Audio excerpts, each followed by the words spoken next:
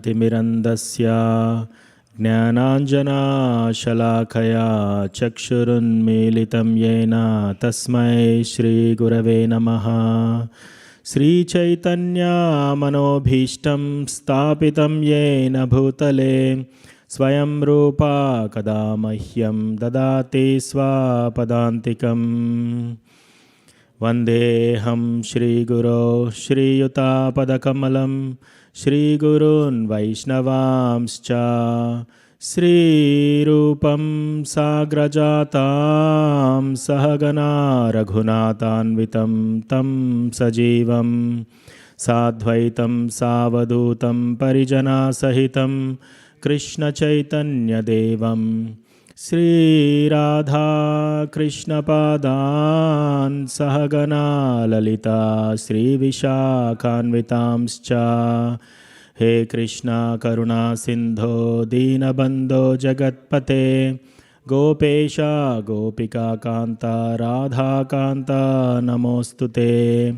तप्तकाञ्चना गौराङ्गी राधे वृन्दावनेश्वरी वृषभानुसुते देवी प्रणमामि हरिप्रिये। वाञ्छाकल्पतरुभ्यश्च कृपासिन्धुभ्य एव च पतितानां पावनेभ्यो वैष्णवेभ्यो नमो नमः।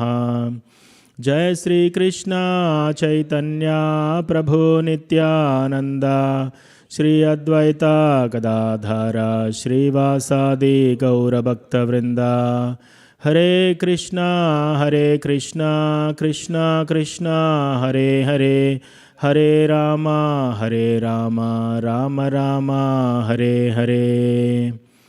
मत्समो नास्ति पापात्मा न पराधी च कश्चन परिहारेऽपि लज्जा मे किं ब्रुवे पुरुषोत्तमा। युवतीनां यथा योनि यूनां च युवतौ यथा मनोभिरमते तद्वन्मनो मे रमतां त्वयि। भूमौ स्खलितपादानां भूमिरेवावलम्बनं त्वयि जातापराधानां त्वामेव शरणं प्रभो। गोविन्दवल्लभे राधे प्रार्थये त्वमहं सदा त्वदीयम् इति जानातु गोविन्दो मां त्वया सह। राधे वृन्दावनाधीशे करुणामृतवाहिनी कृपया निजपादाब्जा दास्यं मह्यं प्रदीयताम्। त्रिनादपि सुनीचेन तरोरपि सहिष्णुना मानिना मानदेन कीर्तनीयः सदा हरिः। कथञ्चन स्मृते यस्मिन् दुष्करं सुकरं भवेत् विस्मृते विपरीतं स्यात् श्रीचैतन्यं नमामि तम्। संसारदुःखजलधौ प्रतितस्य कामा क्रोधादिनक्रमकरे कवलीकृतस्य दुर्वासनानिगडितस्य निराश्रयस्य चैतन्यचन्द्रमम देहि पदावलम्बम्। चैतन्यचन्द्रमम देहि पदावलम्बम्।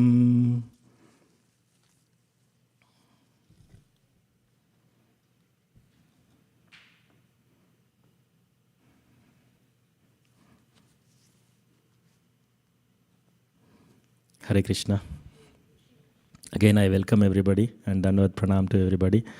I also offer my respectful obeisances to my Shiksha Gurus, my Guru Maharaj and Srila Prabhupada and the temple authorities for giving me this wonderful opportunity to discuss Krishna Katha.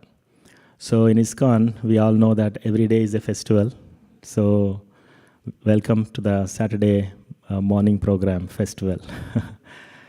So we also have auspicious appearance Shivaratri tomorrow as per our calendar, but there are other temples in the Bay Area and around. They are also celebrating Shivaratri today.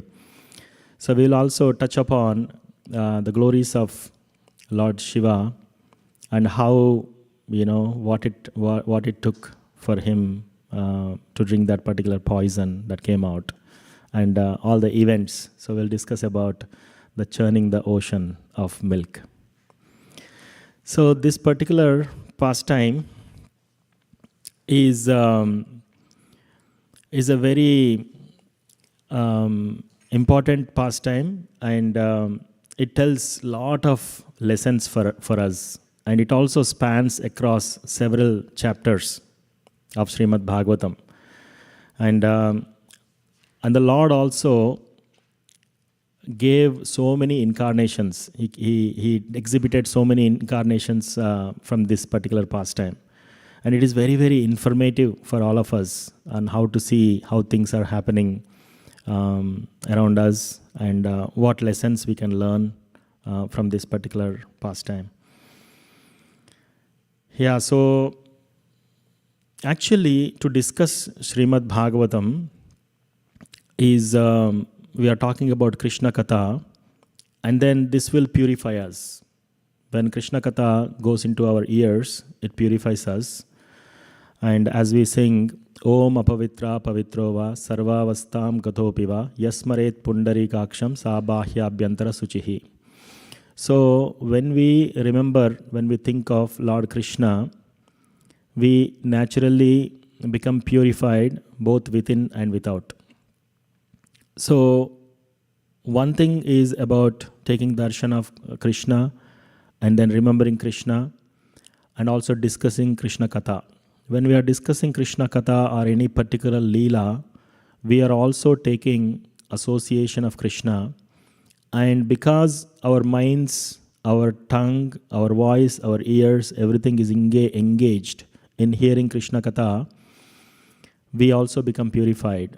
And it is also like Krishna is living in his pastimes.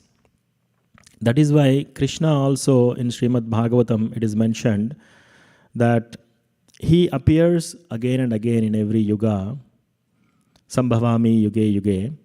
There are several reasons, and one of the reason is like he can send his associates to kind of kill any particular demons. It's very easy. Some of his associates can easily do the job.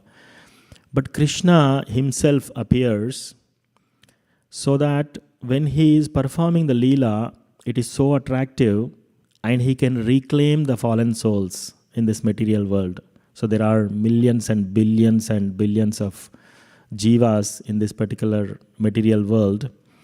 So whenever Krishna does any pastime, it is to attract the attention of these people and somehow take them back to Golok Vrindavan or Vaikuntha. So that is one of the internal reasons why Krishna appears himself. So when he appears, when we see all these katha, beautiful narrations in Srimad Bhagavatam coming from Parampara, we see and we get attracted. So that's the motive of Krishna. In order for us, he's coming for us to take us, attract us through these pastimes. And so a little bit of introduction is, as I mentioned, so this particular pastime has several incarnations of the Lord. As we go in the journey, we will see the incarnation of Mohini Murti, the incarnation of Sahasrabahu, the incarnation of the Kurmavatar, the tortoise incarnation, and how the Lord is helping this particular churning of the ocean. So long time back, Indra, he is a little inattentive, and he engaged in an activity which is insignificant actually, but it has a very big significance for us to understand. So, but Indra is a great demigod, so we should not, and Krishna, if you see, he is teaching us so many lessons through Indra. That means Krishna has so much mercy on Indra, and he likes Indra. So Indra, once, he was riding on his elephant carrier, and he's going out, and he is the king of the demigods. So in the heavenly planets, the facilities are very, very superior. So when he's going on the elephant carrier, he was like, very much intoxicated with pride, and also with all his opulences that he's seeing around. And then Durvasa Muni, he he wants to give him special mercy to Indra. So what he did is, he took the garland from his neck and then he offered it to Indra. So this is a Maha garland. So when a garland is offered to the Lord, when it comes, it becomes a Maha garland. And then when a devotee wears, it becomes Maha garland. And when that is given to somebody, it is actually very auspicious. I also heard from lectures that if somebody wears the Maha garland coming from the Lord, all his sins are eradicated at once. So it is a very auspicious thing, right? So when he received this garland, he took the garland and then he is little inattentive. And he is so much intoxicated with fame, his name, and everybody glorifying him.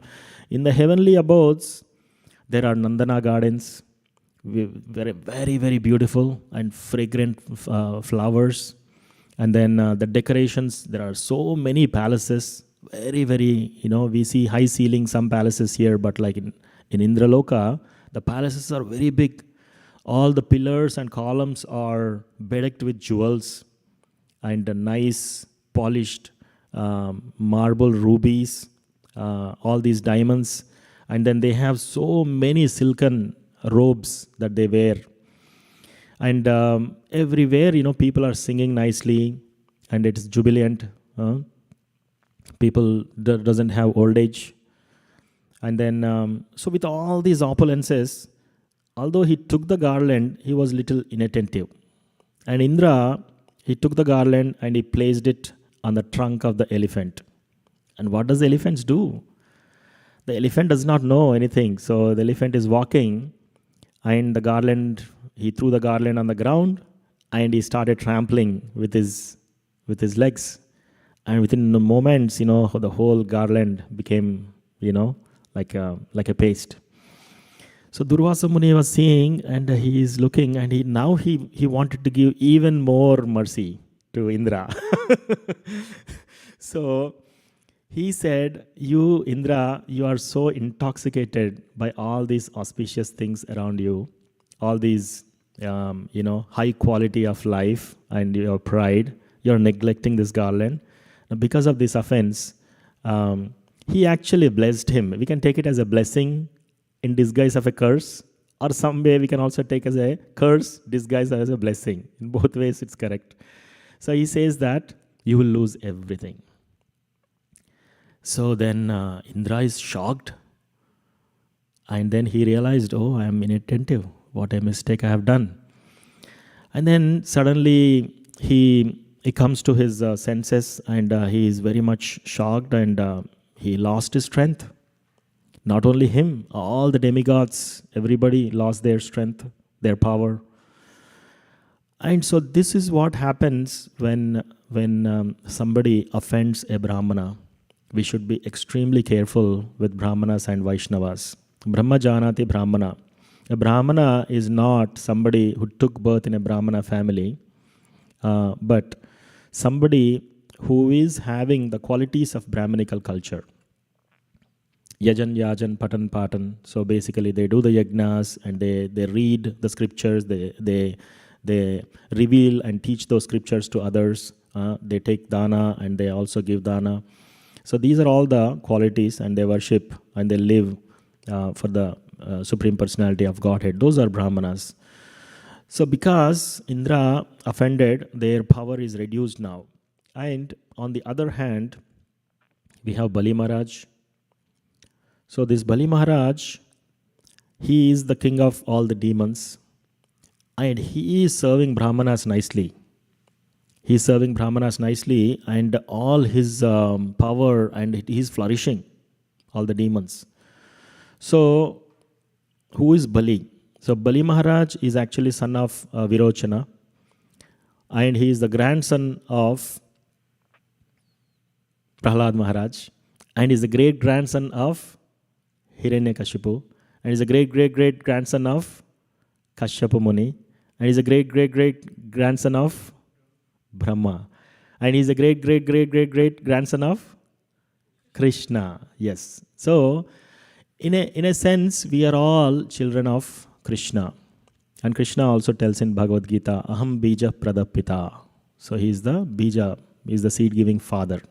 So in that sense, Krishna is the father and Radharani is the mother for everybody. So this Bali Maharaj, he nicely served Brahmanas and then they got great strength. And then there was a fight. The demons and the demigods were fighting. And because of Indra's offense, they became weak and the demons conquered the demigods. And the way they conquered is they kicked them out of their palaces, of their abodes. This can happen to anybody. So in the Vedas, if you see, everybody is doing all these Vedic rituals so that they can go to Swarga. And if you see other religions, their main aim is to go to heaven, right? In Srimad Bhagavatam and in our Vedic scriptures, we have basically the address of the heaven, what heavenly abode looks like, and the people say, there is a concept of heaven and hell, but in Srimad Bhagavatam, there is an address to the hell, there is a name to the hell, what action leads to which planet of the hell, what action leads to what type of punishment. All this is so nicely given in Srimad Bhagavatam. So, when the demigods lost their power and strength, naturally, they now take shelter. They come back to senses and they all go to Lord Brahma. And they put an appeal, Brahmaji, we have been defeated by all these demons. Now you have to help us. Please help. Do something. So at the time, Brahma says, let's go to Shweta Dvipa. So let's pray to Lord Vishnu, Lord Krishna. So they all travel, they all go to the ocean of milk.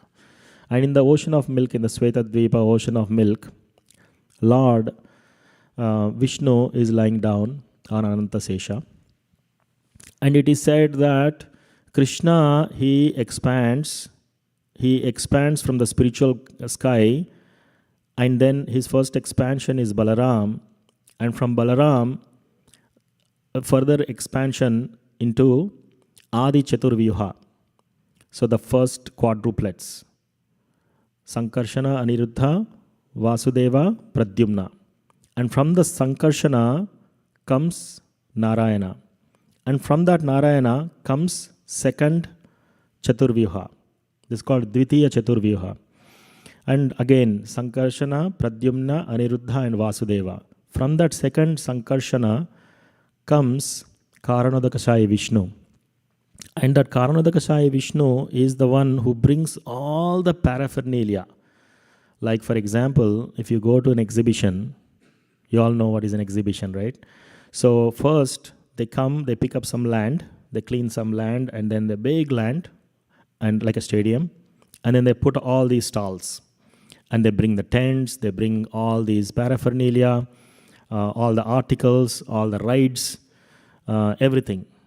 So like that, this Karanodakashayi Vishnu, he is the one who is bringing all the ingredients to this material world. And this material world is very, very vast. It comprises of 1/4 of the entire spiritual sky. So the whole spiritual creation, the whole material and spiritual creation, if you take, 3/4 is spiritual and 1/4 is this material sky. And in this, he brings all these paraphernalia, and when he is lying down, from his sweat comes all this Karana ocean. And from there, the pores of his body, when he is breathing, millions of universes are coming out. And all these universes, like if you stand here, we have this Earth planet and all the planetary systems, the sun, the moon, and all these things form one universe. So like that, millions of universes are coming. And then in each of those universes, the Karanodakashayi Vishnu again expands as Garbhodakashayi Vishnu, and he lies down. And from his navel sprouts a lotus flower, and then appears Brahma. So Brahma is nothing but, he is he is a Jiva Tattva, but sometimes if there is no qualified Brahma, Lord Krishna comes as Brahma to fill that. So he's one of the Guna Avataras. Sattva Guna Avatar is Lord Vishnu, Rajoguna Avatar is Brahma, and Tamoguna Avatar is Lord Shiva. So, and then he again expands from the Garbhodaka. Now we are talking about one single universe. In that universe, Garbhodakashaya Vishnu is lying down, and the lotus flower and the Brahma is there. Now again he expands as Kshirodakashaya Vishnu. And that Kshirodakashaya Vishnu is lying in this Svetadvip. It is a milk ocean island, and all the incarnations, like if we call about Rama, Narsimhadev, Vamanadev, any Leela avatar, anybody, they will all appear through this particular Kshirodakashaya Vishnu. And this Kshirodakashaya Vishnu is also the super soul in each and every living entity. So in the modern, to give a good analogy, if a very president's wife, the first lady, when she's traveling somewhere, they send a convoy. You know, there's a White House, she lives in a White House, but again, when she's traveling to some other country, there is a convoy. If she's traveling on the road, for example, there is a trip. And then in that convoy, all facilities, everything is there. Like whatever is available in the White House, the security and everything. So when the Lord is coming from the spiritual world into that Svetadvipa, so Svetadvipa is like a small Vaikuntha. So within this material world, Svetadvipa is Vaikuntha. And the Lord, the beautiful Lord, he is lying down.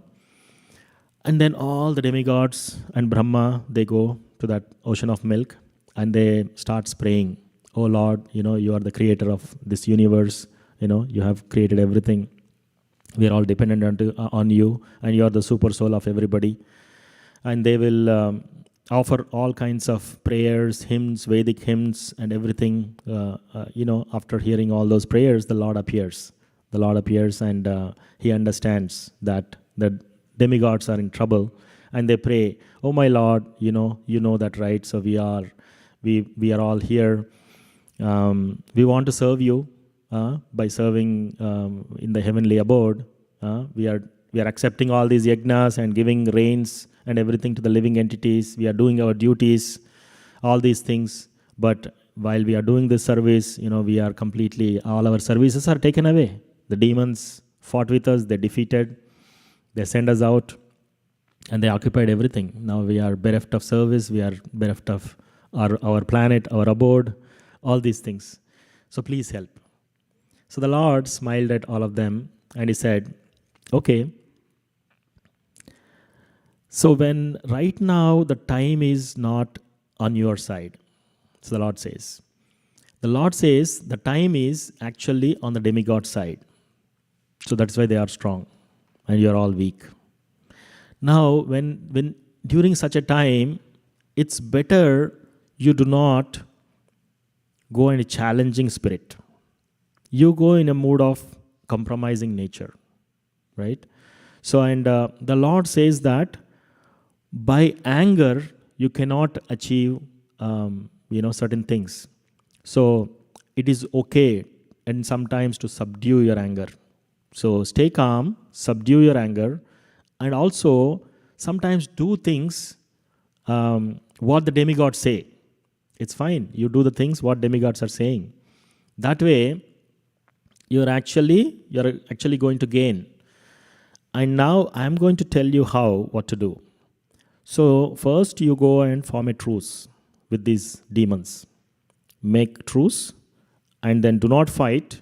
If they agitate you, if they make you angry, tolerate. Do not get angry, but go in a mode of truce and tell them that I told all this. So you all try to churn the milk ocean. And by churning this milk ocean, you will get a lot of items. And when these items are coming, do not be very, very eager to get them. Right? When the items come, sometimes some things will be taken by demons, It's okay, do not fight. And then some things I will give to demons, you should not be very eager to possess them. And some things I'll also give you, and you can take them. So all these things the Lord says, and he also says that there is a big mountain, Mandarachala mountain. So you take that mountain, you bring it to this milk ocean, and then you churn this ocean. And that Mandara mountain will be like a churning rod. And then you bring the Vasuki, the huge snake, and that will become like a rope. And the demigods and demons, you tell demons that you yourself is not strong enough to accomplish this whole task by yourself, and you need their help, the demons' help. So like that you have to present the case. And then they will agree, because at the end, nectar is going to come. And this amrit, this nectar, will give them long life and immortality. Like they can live, if somebody is living for 100 years, if somebody, though they drink this particular nectar, they'll live for 1 lakh, 100,000 lakhs of years. So it's a long life. But again, it's not like completely immortal, but they have a very long life. So if you tell that, the demons will definitely be attracted, and then they will do whatever you say. So the Lord gives this plan, and he also tells that you should bring all the vegetables, all the herbs from all these mountains and everything, and then you have to put in this milk ocean and then churn. When you churn like that, then you will get your desired result of Amrit, and you can all share the Amrit, and by that everybody will become strong and have a long life. You'll all be happy. So with this message, this is, all the suras, all the demigods, they listen very carefully, and then they go and they pray to the Lord, thank you so much, Lord, and everything, and the Lord disappears, and thanking the Lord, all the demigods will start going. And then Indra, headed by a few of the generals from demigods, they now are going into the abode to talk to the demons. Now the demons generals are so aggressive. They got all their tridents, they got all these maces and everything, and they wanted to smash. They wanted to kill all these demigods because they are enemies. How are they coming to our camp? And Indra is also here. This is a good chance to kind of kill him. So when they are planning, then the king of all these demons, Bali Maharaj, he says this, no, stop. They are not. Looks like they are not coming to kill us. They didn't carry any of the weapons. Let's see what they wanted to say. And then they will go. And as Lord Vishnu exactly told these demigods, they go and talks very politely. Indra, he talks to Bali Maharaj very, very politely. He says, let's do this churning of this ocean. And with that, and Bali Maharaj controls everybody, all his generals, not to kill these people in the moment. So he talks politely and he tells the whole plan. Lord Vishnu told us to kind of churn this particular milk ocean. We have to get the Mandarachala mountain, and then Vasuki, and then we have to churn. And by churning, we'll get Amrit. The moment they heard that, we'll get nectar. The demigods are thinking, this is so nice. Anyway, these devatas, they are weak. We already defeated them. Once that Amrit comes, we are going to snatch it from them. And then we will drink all the Amrit and we'll kill all these people. That is their plan. So, that is the way demons are thinking. Like their sense gratification. And Indra clearly tells them, you can enjoy sense gratification like anything once you get Amrit. So that is going on in their mind. And they are like really pumped up.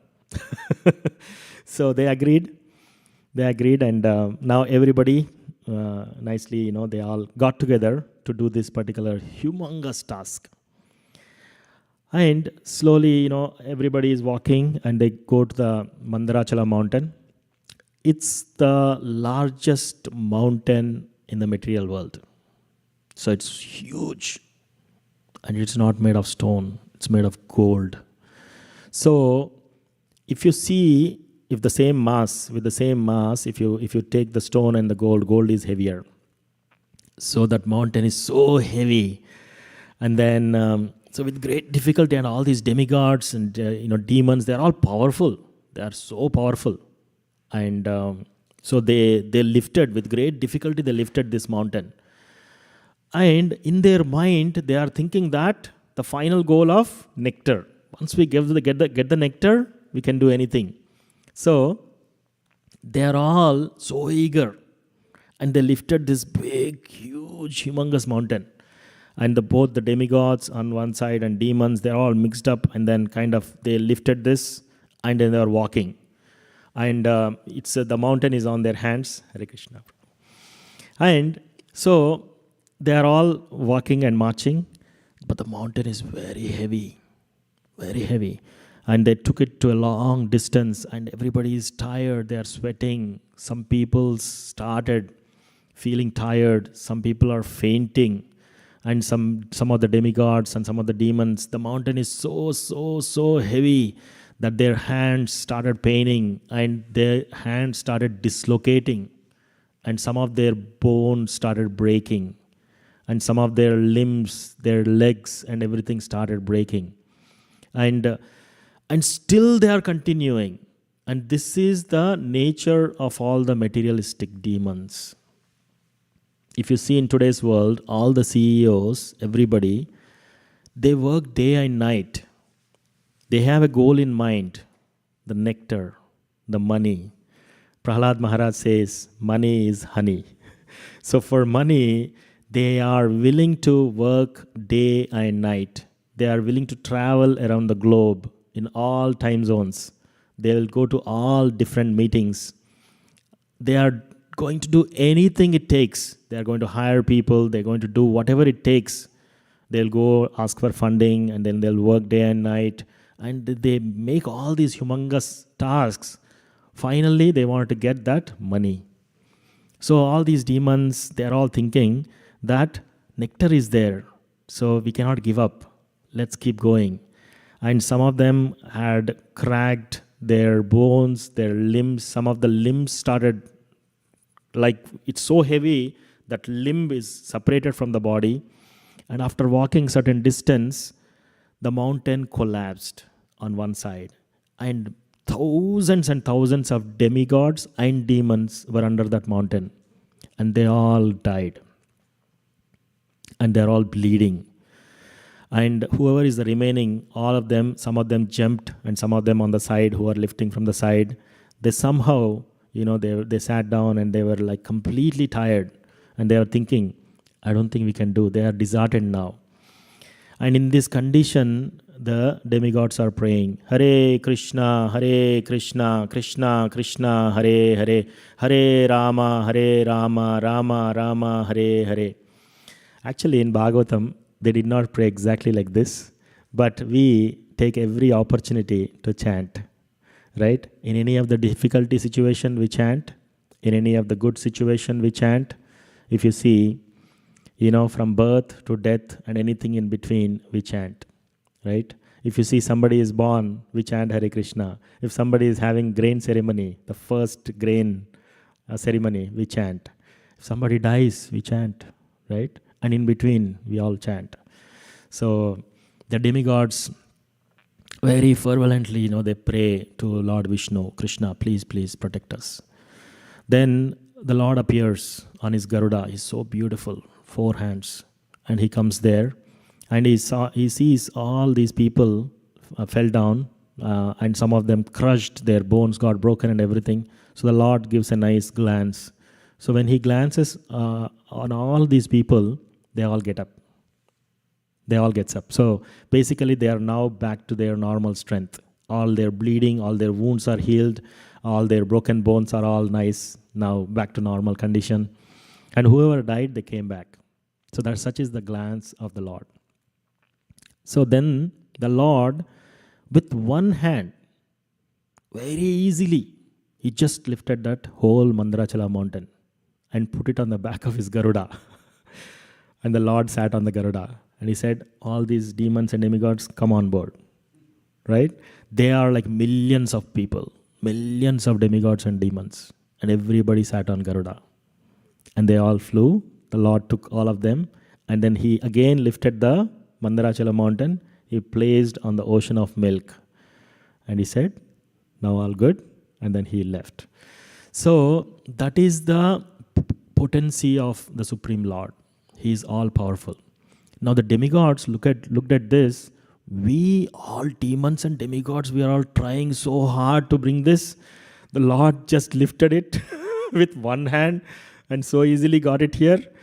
But the demons, like even if you tell this in today's time, the demoniac tendency, the people, they won't believe it.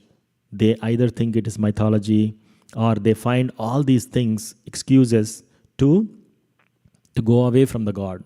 They want to take God away from the picture. Srila Prabhupada tells many times, all these scientists, they are doing all this research to prove that there is no God. And I am everything. Like if we say, somebody is driving a car, and if we say that this car came accidentally, people will just laugh at us, right? What do you mean accident? A car cannot come automatically by an accident, right? It is created. There is some brain behind it. There is some genius behind it. So for a small car, if there is a genius behind it, now what to speak of this whole universe? There is a genius behind it. There is some creator behind it. So that is the Supreme Lord. But the scientists and all these people, some of them, the demoniac people, they do not understand this. Even after seeing these kind of stories. So now the mountain is there. Now the Lord, before he left, he asked Garuda to go first. And then he asked the demons and demigods to bring the Vasuki. Because Vasuki is a snake. And the snake, he cannot come when Garuda is there. Garuda eats the snakes. He is not a vegetarian. So after Garuda leaves, the Vasuki comes. It's a humongous snake with many, many heads. And they started to churn. So now the Lord also wants to help. So he appeared as Acyuta. So he incarnated another incarnation as Acyuta. And then he is also churning the ocean like here. So the Vasuki. So the Lord first thought, we will take the side of the head. And then because it's a snake, it's a big snake, and then it has so much poison and a lot of heat in it, right? So we don't want all these people to suffer. So I will take all that. And the Lord thought like that. And then he took the side of the head, and all the demigods immediately followed him. And then the demons are thinking, what? They are taking the head and they are giving the tail side to us? This is not right. And this is the nature of the envious people. Oh, how come that person got such a nice service? I didn't get this service. I should get it. So that is the nature of envy. So they all went on a strike. Bandh. Bharat Bandh. Silicon Valley Bandh. So when they are doing this strike, the Lord understood. And he said, okay, fine. We'll take the tail. So when the Lord moved to the tail, all the demigods, they immediately followed. They all moved to the tail side. And the demons, now they are very happy. We got the head side. So they are on the head side. And they started churning this ocean. And when they started churning this ocean, just imagine that humongous mountain and this huge snake and this powerful demons and demigods, they are churning this ocean. And that ocean, when you are doing that thing in a ocean, it is going deeper and deeper inside. So it went so deep. Now the demons and demigods, they are disheartened. So they don't know what to do. They try to lift it, they cannot. Their strength is not enough to lift that ocean. It's already deep inside that particular ocean now with this little bit of churning. They are so disheartened. But their goal is there, The goal is there, and now everybody is disappointed and everybody is tired and it's sinking. What else can we do? There's no nectar. We can't do anything now. And again the demigod started praying, Hare Krishna, Krishna Krishna, Hare Hare, Hare Rama, Rama Rama, Hare Hare. So immediately the Lord came again. And then he took a very, very, very beautiful form of tortoise. It is not an ordinary tortoise that we are looking. The size of the tortoise, on the back, the circumference of the tortoise is said that it is 800,000 miles perimeter. Now if you see the Earth's perimeter is like if you take the entire Earth globe and if you measure the circumference of the Earth, right? So that will be about 24,000 more or less miles. Now if you do 33 Earth planets, 33 times the Earth planets, that much perimeter is 800,000. So that is the size of this gigantic, huge, humongous tortoise. Very beautiful. And tortoise, the Lord appeared as tortoise. So we can all sing. Keshavadrita Kurma Sharira Jai Jagadish Hare Jai Jagadish Hare Jai Jagadish Hare Kurma Dev Ki Jai. So, and then the Lord, he lifted the Mandarachala mountain, put on the back of this tortoise incarnation, Kurma Dev. And Lord is also having a leela here. So basically, he manifested an itch on his back. And if somebody is having an itch on the back, it will be good if somebody scratches you instead of, because people cannot reach their back easily. So the Lord is having manifested an itch for himself. And when the demons and demigods are now churning this humongous mountain, now 800,000 miles, 33 times the Earth planet circumference, and the mountain is churning, it is giving a nice massage feeling for the Lord. So again the demons and demigods, they started churning. Now when they started churning, the mountain is, the base is, the foundation is good. And that is the important aspect. So the foundation, if devotees wants to have good foundation, stability, then they have to worship Kurma Dev. So that is one of the reason that Bhaktivinoda Thakur, when he was trying to build a temple in Bengal, when he was digging the ground, he found a Kurma Dev Shila appeared. And that Kurma Dev Shila, the Vigraha, the Murti, he gave it to Bhaktisiddhanta Saraswati Thakur at the age of 5. So at the age of 5, Bhaktisiddhanta Saraswati Thakur used to worship Kurma Dev. So anybody who wants stability in devotion, they worship Kurma Dev. So that is also followed by our acharyas. So now the stability is good. Now this whole mountain is there and the base is stable. Now the churning is happening. At least, it is not sinking inside now. Now as the churning is going on, it's like, right? Have you ever seen the churning of the butter? Right? So when you do that thing, I mean, in India, like if you go to villages, they have a big round thing, and then they put a rod, and then they start churning, and the sound will be there, and then the whole ocean and everything will be shaking. Not the ocean, but like the butter and the milk and all those things, the yogurt. So when the churning is happening, now the top portion is not stable. Like all these churning rods in India, they're tied on the top and bottom, right? So they have that thing to hold from the top. So what is happening is when they are doing, it is tilting back and forth and sidewards. Now again they prayed, Hare Krishna, Krishna Krishna, Hare Hare, Hare Rama, Rama Rama, Hare Hare. And then the Lord again appeared. He appeared, and this time he took a beautiful, beautiful, beautiful form of Sahasrabahu. Sahasrabahu Bhagavan Ki Jai. So he manifested such a great form. He's having 1,000 arms. And then he sat on top of this mountain. And then he held it. So basically, as Kurma Dev is in the bottom, And a Sahasrabahu is on the top, and he held that particular mountain so that it doesn't move sideways or front and back, and it doesn't sink inside. Now it is very stable. And then they started churning.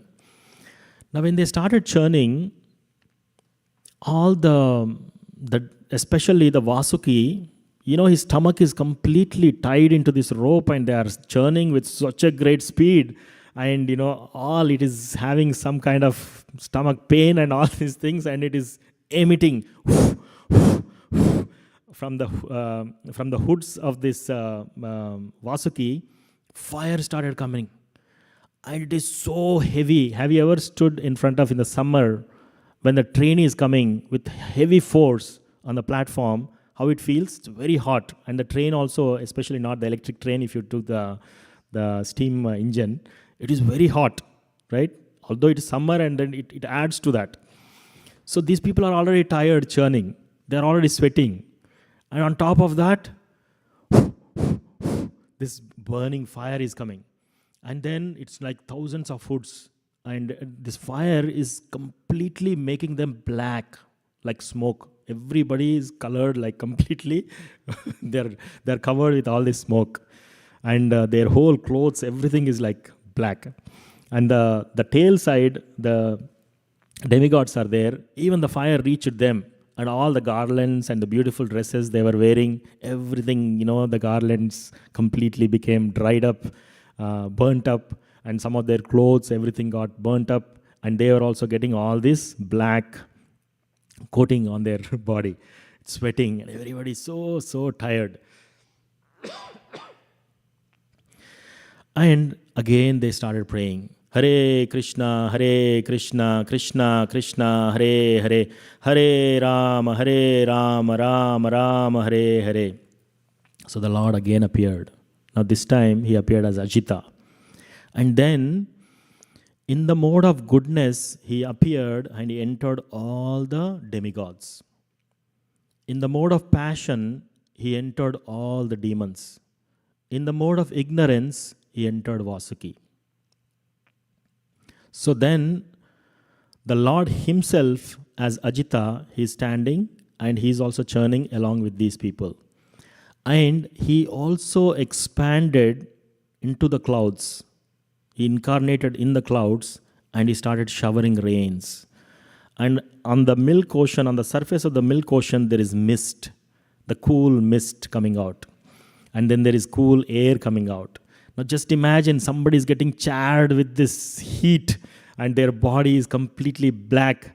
Now there is nice cool rainfall and then there is nice mist from the milk ocean. All this is feeling such a nice relief to all the demigods and demons. Now everybody feels a little bit of strength. They got strength. And so now the churning is happening. See, now the Lord is everywhere. He is inside each and everybody's demigods. He is there in demon's body. In the Vasuki, in the mode of ignorance, he completely put Vasuki to sleep. So Vasuki went to sleep now. Now when Vasuki is sleeping, he is not emitting that, right? No fire. So their fire stopped. And this cool mist and everything is cooling to all these people. And the whole thing is actually done by the Lord. And the churning is happening. It's increasing. And the milk ocean is moving. And all the fishes, all the sharks, all the Timingala fishes, the whales. So Timingala fish means a lot of, in the modern science, they are yet to find that particular living entity. Srila Prabhupada in the lectures, he says that Timingala fish can swallow 20 to 100 school buses. Like if you have the school bus that is going, right? The Timingala fish can swallow 20 to 100 school buses. So if there is a whale, which is the largest animal that is found so far by the scientists discovered, so it will eat those whales, multiple of them. So all these Timingala fish, the snakes and everything in that milk ocean, they are getting agitated because the water is like moving. It's like in circular form and then it's like too much agitation going on. So they are all coming to the surface. They're all completely bewildered what is going on. And when they are churning at high speed, the first thing that came out is hala hala. It's a wish, poison. And this poison is so terrible that one drop of that poison can kill all the living entities in the universe. And it is spreading. From this ocean of poison is coming and it is spreading everywhere. So now everybody was really worried. Now they are disheartened. We are all doing all this endeavor for what? For nectar. And look what came, poison, right? Should we continue? Should we not continue? What is this? So there is a very great significance of why poison came in the beginning. So we all, as devotees, when we come to ISKCON and when we start chanting, it is actually we are churning our heart. And when we are churning our heart, the first thing that comes out is not Krishna Prema. The first thing that comes out is all these anarthas. So all these anarthas start showing up. And have you seen like anybody who comes to the temple and they start chanting, and then how many people experience that their lust has increased and then the greed has increased? They are manifesting anger and they are getting all these tendencies, all the negative thoughts. Anybody or just me? Right? So it happens. And then we have to stay in the course. We have to stay in the course. So when that is happening, it's basically a discovery. It is there in our heart, but you are able to see now. So in the modern managerial studies, we have some four quadrants. It's called unconscious incompetence. So unconscious incompetence means you don't know that you don't know that. So for example, if you call a 5-year-old boy, he doesn't know how to ride a bicycle yet, he doesn't know how to drive a car, and he also doesn't know that he doesn't know how to ride a bicycle. That is unconscious incompetence. Unconsciously, he is incompetent. And then after a certain stage, when he first sees a bicycle and he wants to learn the bicycle, the first time, what does he know? He is conscious. This time he is conscious. Incompetence. But he is not competent to ride the bicycle. He knows that. That is the second stage. And then he learns. He learns how to ride the bicycle. So that time, conscious competence. He got the competence how to ride the bicycle, but he's conscious also. So this is the conscious competence. That's the third quadrant. And the fourth is unconscious competence. Now after a few years of riding the bicycle, he doesn't look at his pedals, he doesn't look at his brakes and everything. He's talking on the phone and still he's driving. And he's thinking about his grades, he's thinking about his college or school or whatever, and still he's riding the bicycle.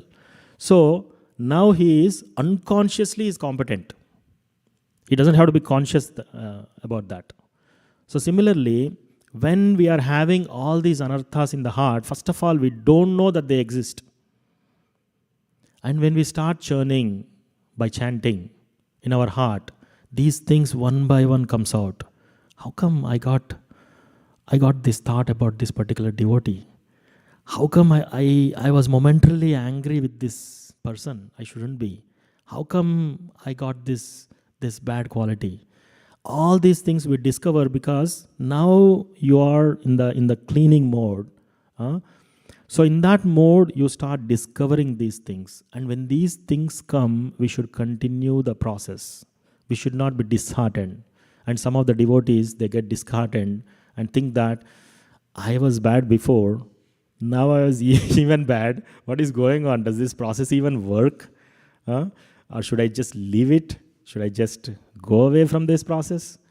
So some people leave with that kind of a mode. And some people leave because they don't want to see that these bad qualities exist in me anymore. They don't want to clean that. So it's like they give up and they go because they want to hide that. They want to hide those impurities, all those anarthas. So, but the Acharya says that this is the process. As you keep churning the heart by chanting your Hare Krishna Mahamantra, all these rounds and the sadhana and all these activities, you get to a point where after this wish, halahal, is gone, then the actual nectar awaits.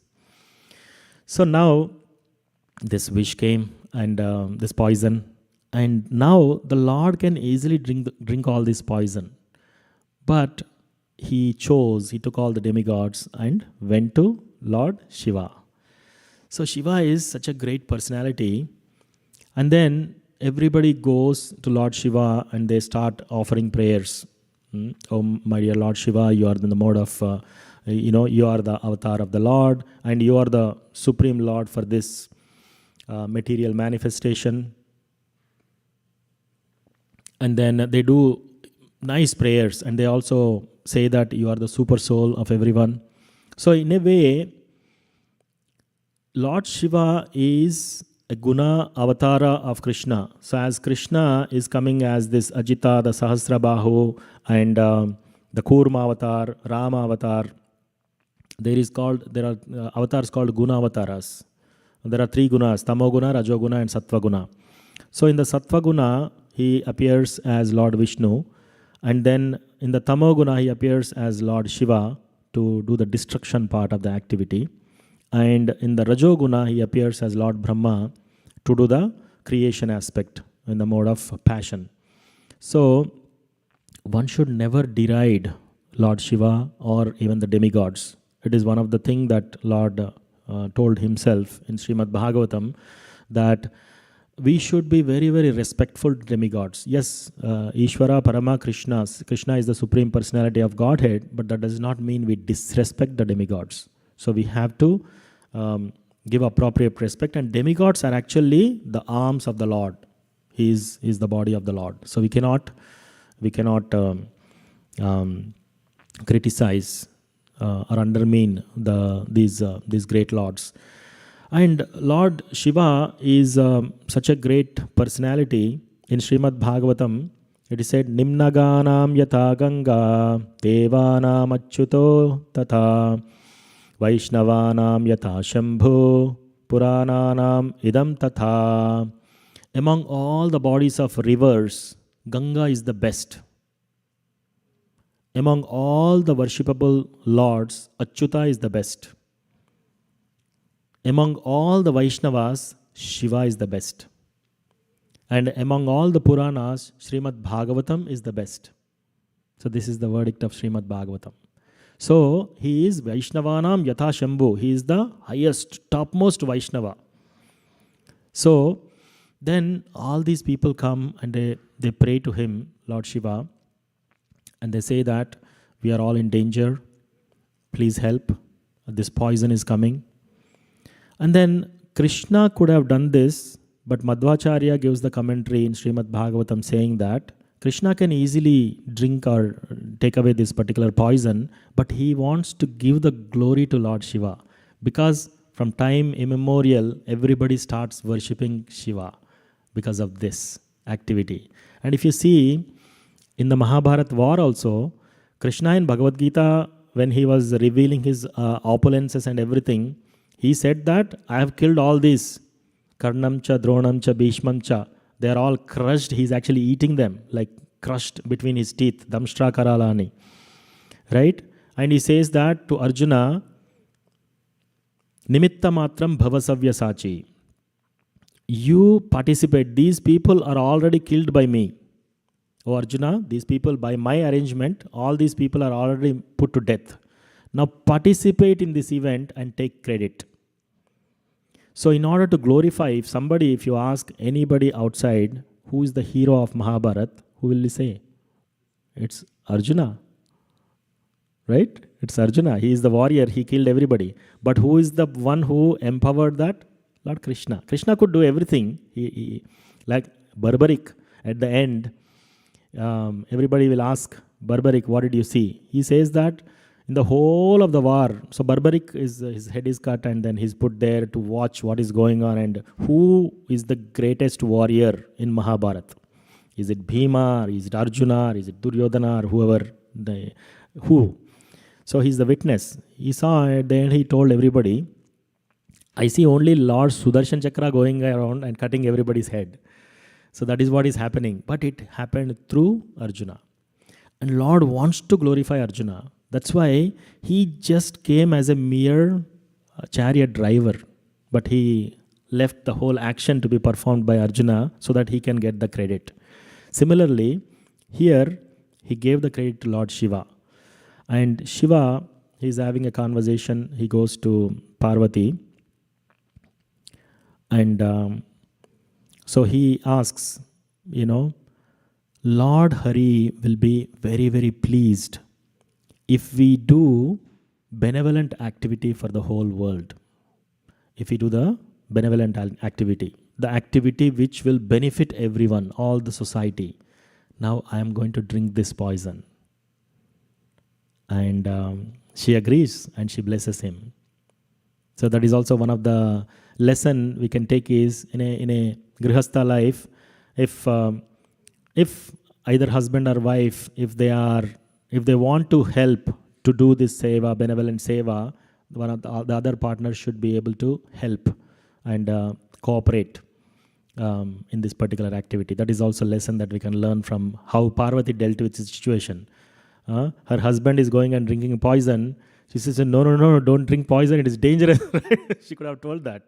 But it's a benevolent activity. So we can follow that from Mother Parvati. So Lord Shiva, then after all the prayers, he was so compassionate, and he saw that the whole world is in danger now. And then because of this poison.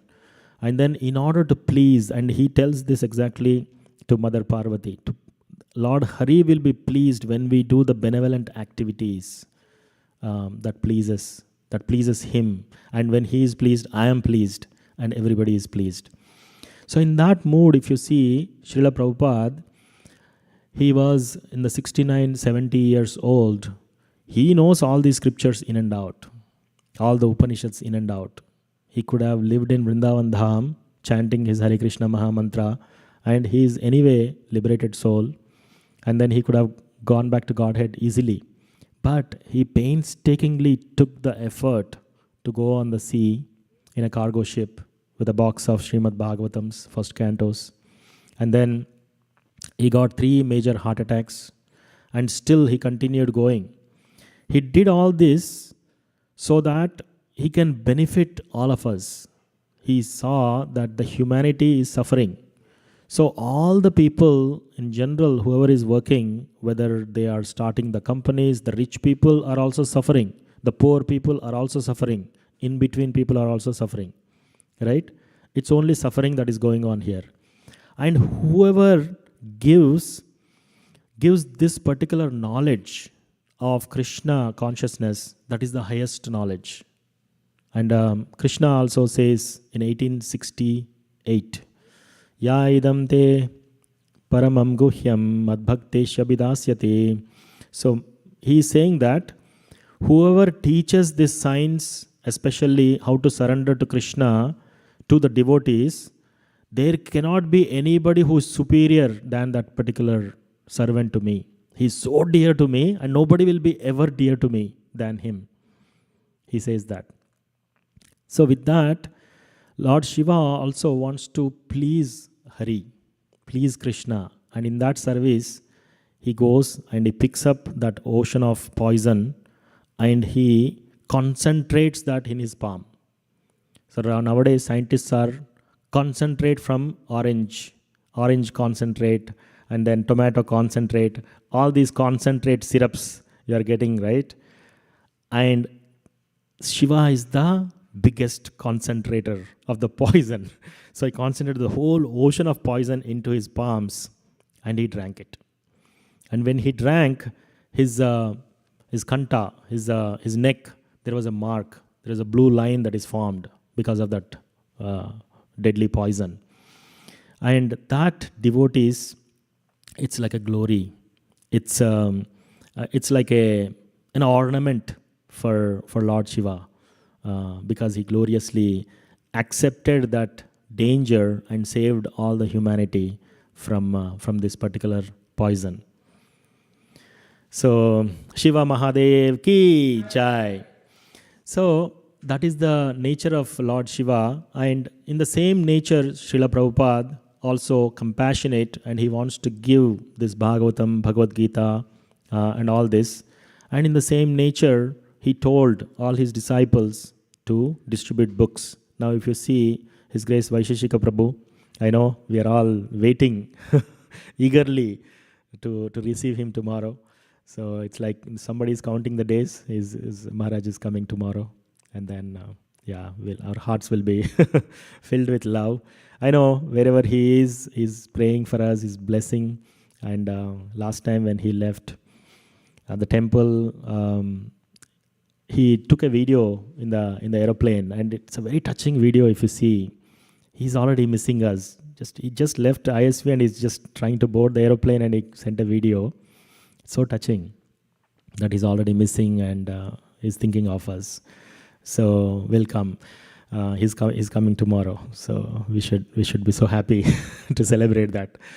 And in the mood, following in the footsteps of Srila Prabhupada, following in the footsteps of Lord Shiva, this book distribution activity is going on. And the main intention is everybody is suffering. Everybody is suffering. And when they touch these books, when they read these books, when they donate for these books, when they keep these books in their home, they all get purified. They all get purified. And then when somebody gets these books, their ticket to Goloka Vrindavan is started. They have taken an appointment. Now when they get, how they get there is just a matter of time and their sincerity. If somebody opens and reads and sincerely comes and chants, it's sooner. Otherwise, in the next life, pretty quickly they can. Vaisheshika Prabhu told once in the class, if somebody appreciates a devotee, a normal outsider, wow, you're doing good job, thank you. That is guaranteed for them. There is a human life next in the next life. It's such a great thing. Otherwise, there are 84 lakhs of species, 800,000 species of life, right? 8,400,000. So people have to circulate, and then after that they'll get this human body. But it's such a benevolent activity. You give the book and they say, thank you. You are doing a good job. That's it. And devotees are always going with an intention to leave a good impression there. So when somebody leaves a good impression and gives a book, that's a connection. Their human birth is guaranteed, and their appointment to go to Goloka Vrindavan or Vaikuntha is also guaranteed. It's just a matter of time now, when or how and where are their sincerity. So such an act, like this is the highest. If you feed people in 3-4 hours, again they'll be hungry. If you give a job to somebody, after a layoff, that is gone, right? If you build a house, maybe 100 years. If you give anything, health, until they die. But this is eternal, this whatever we are doing. So this is the crux of the compassion of Lord Shiva. Why he drank poison is to benefit the whole living entities. And in the similar lines, Srila Prabhupada, Vaisheshika Prabhu, and all of us, everybody who goes on book distribution in that mode, with that empowerment, that is the whole idea. That we wanted to go in the mode of Lord Shiva to give this. And Lord Shiva also, he is very instrumental in bringing Ganga to the Mother Earth. So Ganga is when Vamanadev is actually touching, is expanding his leg on the second step. So it pierced the Viraja river, and there is a Abhishek for his lotus feet, and that water is flowing down, and it is flowing down from the Brahmaloka, from all the celestial planets, all these Tapoloka, and then Swargaloka, and then the whole Ganga is coming, and then it stopped from Swargaloka, and then because Mother Earth will be flooded if Ganga appears. So when Bhagirath is doing tapasya for Lord Shiva, he appears, and then he agrees, and he ponders, and then how to accept this Ganga. This is the Ganga which is washed the lotus feet of Krishna, Vishnu. Now, which is the place that is best? His own head, because it's the highest part of his head he is holding. So that is why he held Ganga in his hair, and then he left it in a small stream so that it flows down. So Lord Shiva is very, very compassionate, and that Ganga, even if somebody gets a breeze of Ganga, their sins are purified. If they bathe in Ganga, their sins are purified. And then if they take a dip in Ganga, their sins are purified. So he is also instrumental in bringing Ganga into the earthly planet. So such is the compassion of Lord Shiva. So after drinking, the poison, now everybody is relieved. They all offer prayers, the dandavats to Lord Shiva, and again they go back, and with energy, they started churning the ocean. And when they started churning the ocean, the next thing that appeared is Surabhi cow. Now all these demons are thinking, we want liquor.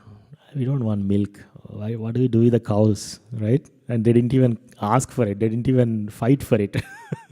So the Lord gave it to all the Brahmanas and the sages. So Surabhi, and all these Brahmanas and sages, they took this Surabhi cow, and Surabhi cow gives such a nice Hare Krishna, Sundaranand Prabhu, Dandavat Pranam. Seeking your blessings, Prabhu.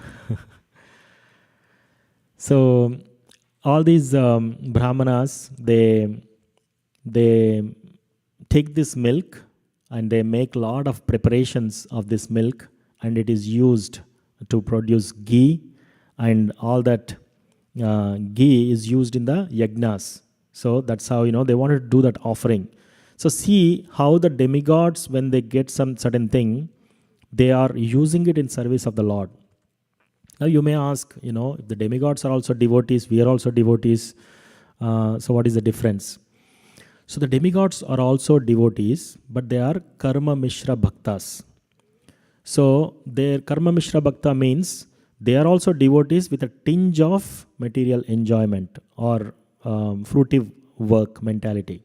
So they serve the Lord's mission. They wanted to keep Lord Krishna happy, to please him, but while serving the Lord, I should also get my quota of enjoyment. That is their mentality.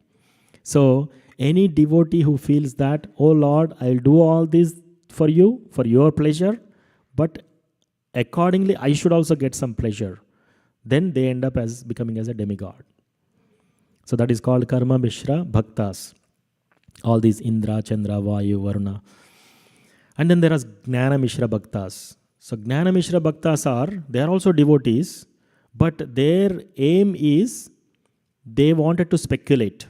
They wanted to speculate, and they wanted to liberate themselves from all these birth, death, old age, disease, sufferings. So they want liberation. That's their desire. So they do have a desire, and they want to speculate. So that is Gnana Mishra Bhaktas. And we are all, and in the sense that anybody who is aspiring for pure devotional service, they are all Shuddha Bhaktas. So Shuddha Bhaktas are Savai Pumsam Paro Dharmo Yato Bhaktir Adokshaje Ahaituke Apratihata Yayatma Suprasidati. So this is from Srimad Bhagavatam. So it said Savai Pumsam Paro Dharmo. The para means highest. The highest dharma of any living entity is to serve Adokshaja, Krishna. And how it be? Ahaituki apratihata. There should not be any motive, unmotivated and uninterrupted. Somebody starts chanting, I want a job, my health should be good. They chant the rounds, they get a job, their health is set now, and they stop chanting. So there is an interruption, right? Or they chant when things are going good. And when things are bad, they stop chanting. There is an interruption. It should be uninterrupted. And the motives. I am chanting so that I get this popularity. I am chanting so that devotees will praise me. I am chanting because I want this. I want this. I want this. Those are all motives.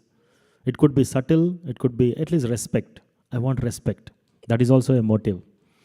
Unmotivated. Unmotivated, uninterrupted. That is pure devotional service. So these devatas, the devotees, they are all karma mishra bhaktas. So now this particular Surabhi cow is taken and it's given to the sages, and again they start churning. And this time a beautiful, beautiful horse appears, and that horse name is Uchchaishrava. And immediately Bali Maharaj claimed, I want this.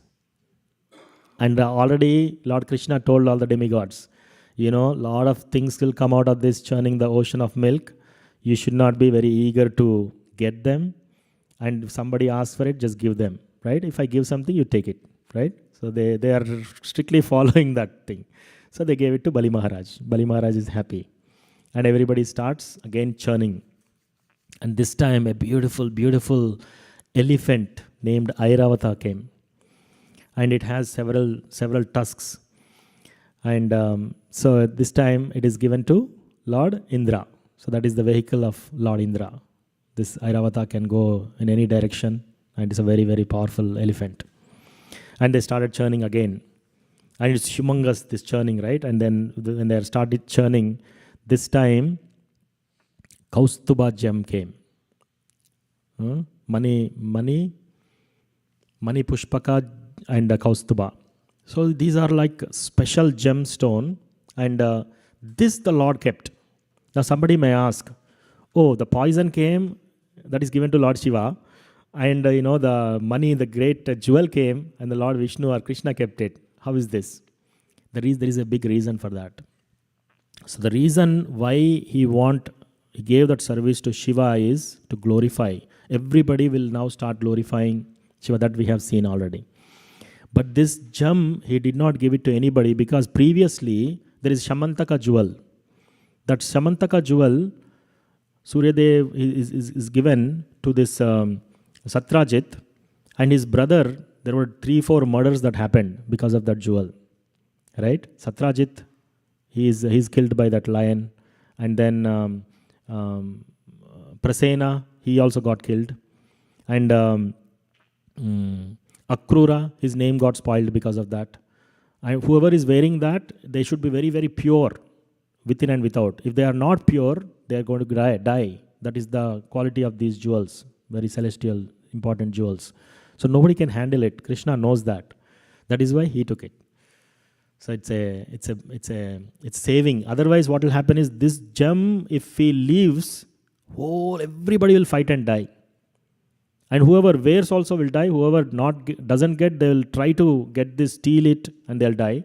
And whoever wears, because they are impure, will die. So that is the reason the Lord takes the jewel.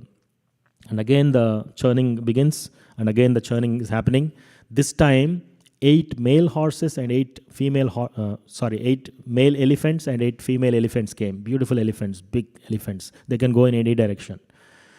And then the further continuing the churning. So this time the Apsaras came. Apsaras are heavenly damsels. So basically they are beautiful dancing girls. And then they were given to all these devatas. So they'll be used in the celestial palaces for dancing to entertainment purpose. So that is given. And then after churning more and more, Lakshmi Devi came. So this time Lakshmi Devi came, and Lakshmi Devi is so beautiful.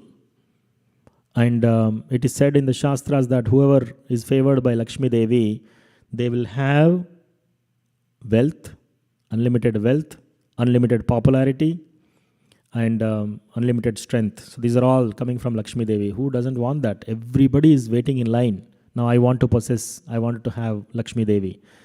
But Lakshmi Devi, she came with a garland, and she is evaluating, whom should I marry? Right? And there she is seeing Durvasa Muni, all these some demons were there, the 4 Kumaras were there, Brahma is there, Shiva is there, and everybody is there. And then, so she is looking, and when she is looking, each and everybody has an auspicious quality, and everybody has a defect also, right? Somebody has lot of renunciation, but they are not qualified. They are like small children, right? And then somebody who is very, very strong and wealthy, but their character is not good. And somebody who is very, very auspicious and renounced, but they are not good with all living entities. So each and everybody has a defect. Then she turns to Acyuta, his Lord Vishnu, and she finds, wow, this Lord is so beautiful. But again, she finds a small defect there also. She says that he is not interested in me. Right? He's not eager to possess me. So then she will look, and the Lord has such a beautiful Vaijayanti garland, and that garland, all the bees are humming in that garland.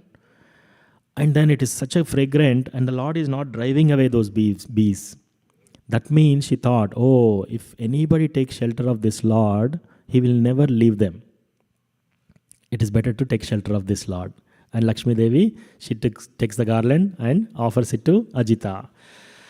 Acyuta Bhagavan ki jai. So that's how Lakshmi Devi accepts Acyuta, Lord Vishnu. And everybody celebrates, right? And as part of celebration, what we do? Hare Krishna, Krishna Krishna, Hare Hare, Hare Rama, Rama Rama, Hare Hare. And they again go back to churning. Now this time, when they are churning, Varuni appeared. So Varuni is the goddess of intoxication. And demigods are so thrilled. They are jumping, we want this. And then they get that. So basically, it's like an intoxication, Varuni, that is possessed by demons. So demons get that. And now again, they begin churning. So when the churning started, all the demons and demigods, now finally, the thing that they are waiting for a long, long time with all this endeavor, it appeared. So a beautiful Lord appeared from the ocean of milk, and his bodily hue is bluish color, and his eyes are very, very beautiful like lotus petals, and he has earrings with pearls, which is shining like moon, and he has nice gems, nice jewelry, nice ornaments, and he looked so, so beautiful. And he is holding a kalash, and in that kalash, it's a golden kalash, and up to the brim, it is filled with amrit. So it is filled with nectar. Now this is the moment everybody was waiting. And immediately, as planned, as already pre-planned by these demons, they thought that demigods are weak anyway. That's how they think. That's how everybody thinks. This is mine. That's the nature of a demon. It doesn't matter. Like if you see even Rama Leela, one demon after other demon is coming and dying. But did they ever evaluate that this Lord Rama must be very strong? That's why he killed, Subahu and Marichi. I should be very careful before I go. But one after the other is coming and they are dying. And with Kamsa also, Kamsa sends all these demons, right? Bakasura and Putana, everybody, they know their sister and everybody so deadly, dangerous. After killing, they never think.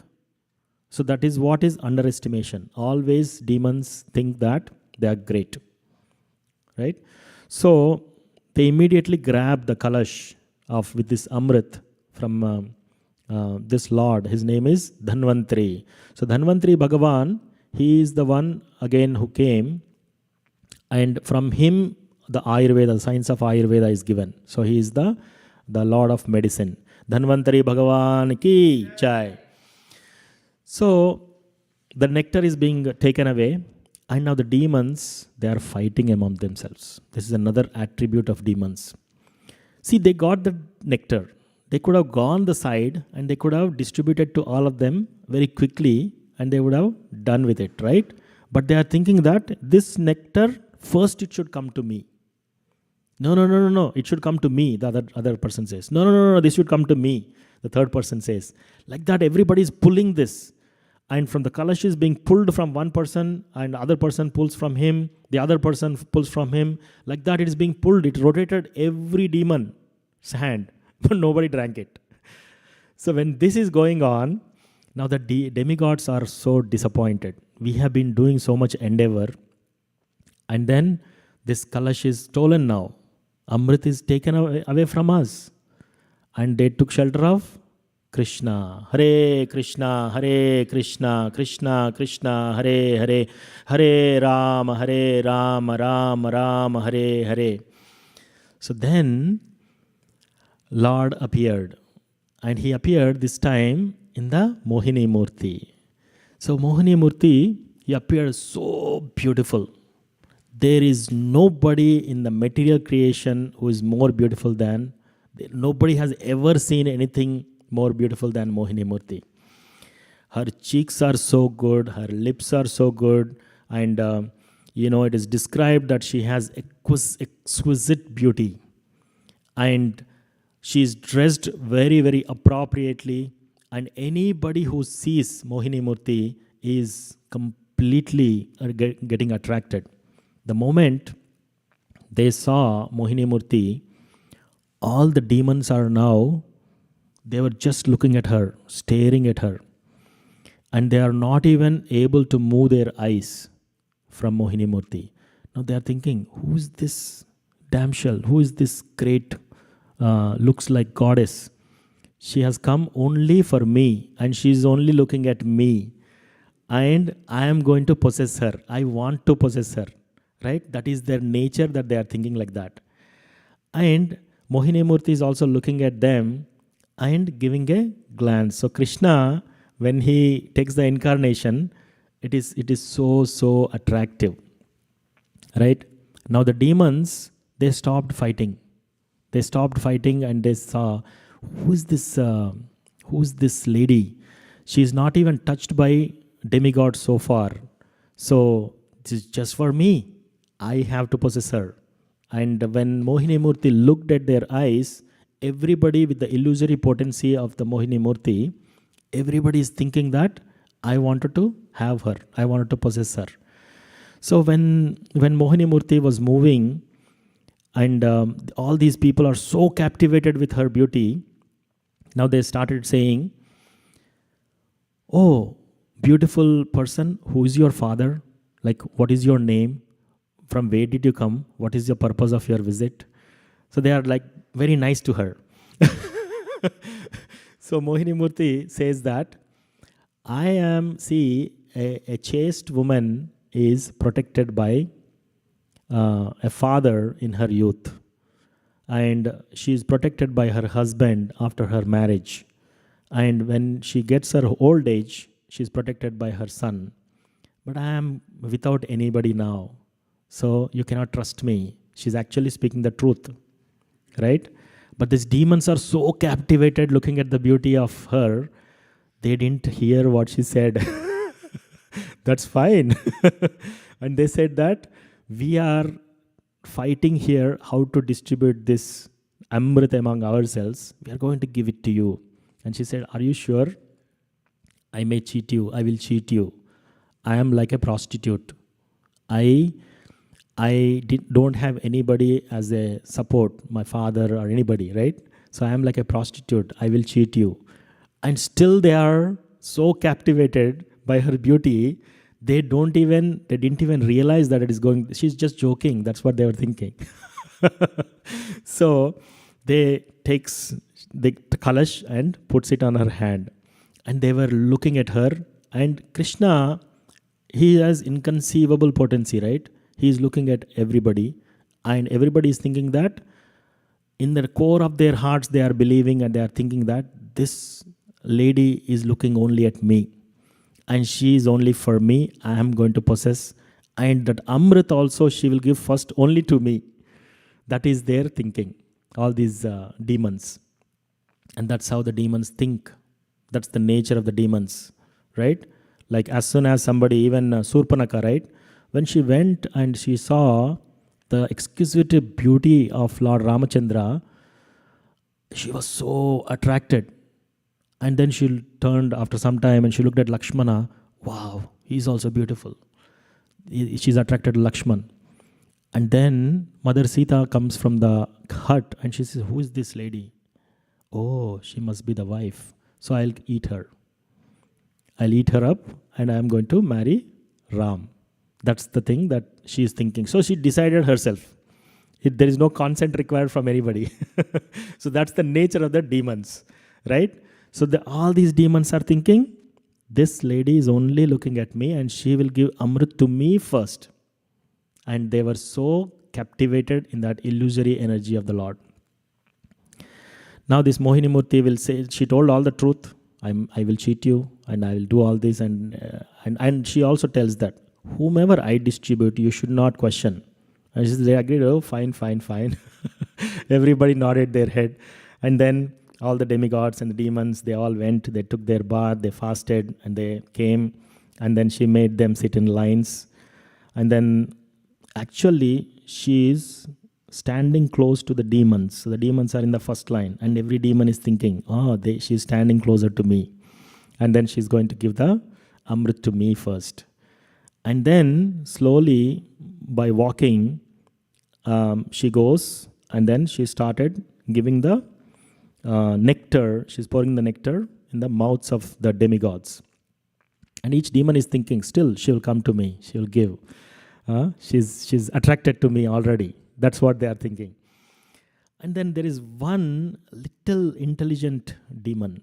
His name is Rahu.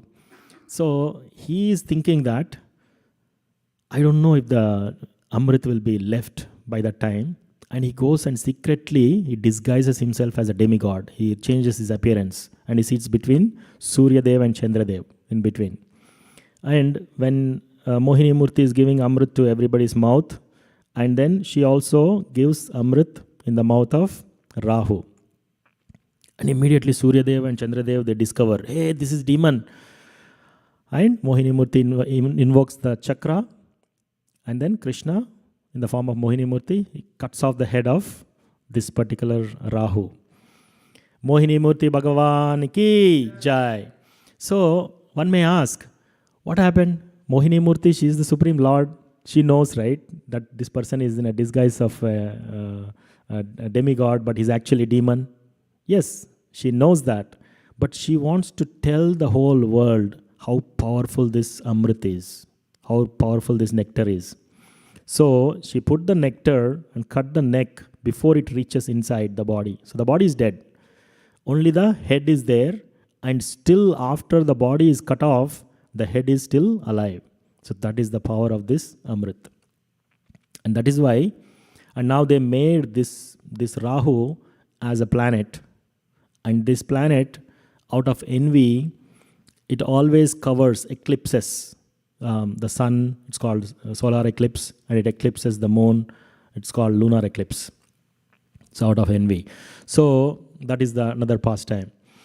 So Mohini Murti finally gives all the people, all the demigods, this nectar.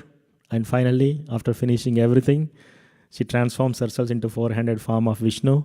And he now boards the Garuda carrier and the Lord leaves. And the demigods are so shattered. And they are ready for the war. So that's the beautiful pastime of churning the ocean of nectar. Now, if you see, there are innumerable lessons that we can learn from this pastime. Have you noticed that whole thing is orchestrated by the Lord, right? So when we are doing our endeavor, like bringing that Mandarachala mountain, so heavy, and people they fell down, they got crushed and died. So all the people, anybody, whoever is doing the endeavor, Prabhupada says that the jiva desires and the Lord disposes. He gives, right? So the jiva aspires something and the Lord gives that.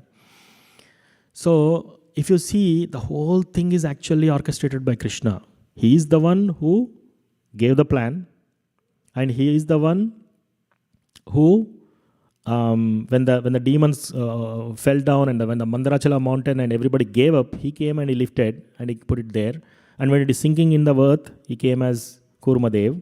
And when it is moving up and down and sideways, he came as Sahasrabahu and stayed on the top.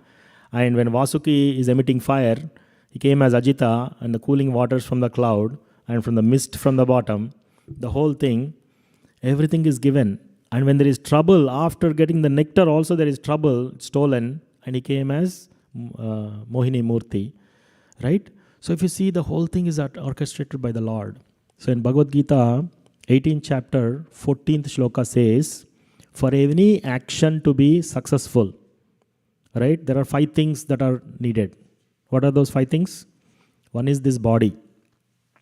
Second thing is the doer, which is the soul. The third thing is the senses. Fourth thing is the endeavor or the plan. And the fifth thing is super soul. So without the sanction of super soul, nothing happens. So most of the time people think that I'm an entrepreneur, I want to start this business, I want to do this, that.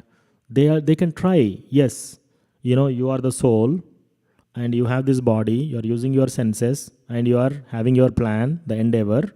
But there is this super soul. Unless the sanction of super soul is there, it cannot happen. So that is one thing that everybody should understand. It's 18.14 shloka in Bhagavad Gita.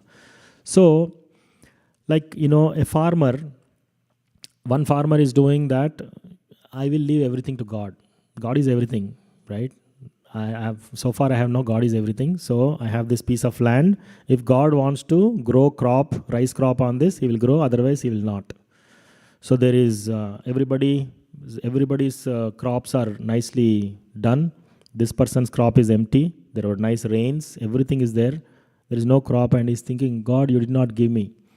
Because he did not do the endeavor. He did not put even the seeds, right? At least he should put the seeds, right? The other person is thinking that I am a smart guy. I am a very great personality. I know everything. So he put the seeds properly. He did everything. He's watering daily. He's put the seeds, everything. In that season, there is no rain. The super soul did not approve it. So his crop is also not done. So either way is bad. We cannot completely say that it's all God and we are nothing. We should not do anything. On the other hand, it's all us. Who is the super soul? We don't know. It cannot be like that. So these are the 5 things. 18.14 is saying again, the body, the soul, the doer, the 5 senses, the endeavor or the plan, and finally the sanction of the super soul. So if you see here in this entire pastime, it's all orchestrated through the Lord. And any time if we are desiring any endeavor, if we are going on book distribution, if we are able to distribute 12 sets of Srimad Bhagavatam, it is because Krishna sanctioned it, right? And if we are cooking in the kitchen for 100 people, 200 people, and if it tastes good, the prasadam, it is because Krishna has sanctioned that. If somebody is able to speak something, somebody is able to do nice kirtan, somebody is able to do any type of seva, it is sanctioned by Krishna. So that should be the spirit. And that also ties to Queen Kunti's prayers, right? Tvam akinchana gocharam. Janma Ishwarya Shruta Shribhir Edamana Madapuman Naivarhatya Bidatum Vai Tvam akinchana gocharam. So, Janma Aishwarya Shruta Shri. Janma, a high birth. Somebody may be born in a Brahmana family or a very respectable aristocratic family. That is not the qualification. Aishwarya, somebody has a lot of money. Shruta, somebody is very learned. Shri, somebody is very, very beautiful. This is not what attracts Krishna. This is not the things that you will get Krishna prema. What is that? Tvam akinchana gocharam. I am not, although I have all this, everything belongs to you, Krishna. That is Tvam akinchana gocharam. A king may think like that. I am a king, everything, all my palace, all my riches is coming from Krishna. He is very elevated. Whereas if a beggar is thinking my begging bowl is mine and I am begging and this begging is coming to me because I begged it, that is not proper method. So whether somebody is very opulent or not, very rich or poor, it doesn't matter. Tvam akinchana gocharam. Everything that I have, every skill that I have, every energy bit I have is coming from Krishna. And it is coming from Krishna. If that is the thing, that is the success. So with this pastime, we can think that, the Lord orchestrated everything. And I thank everybody for giving this opportunity. We can take some questions or any reflections. Yes, Prabhu, Naveen Prabhu.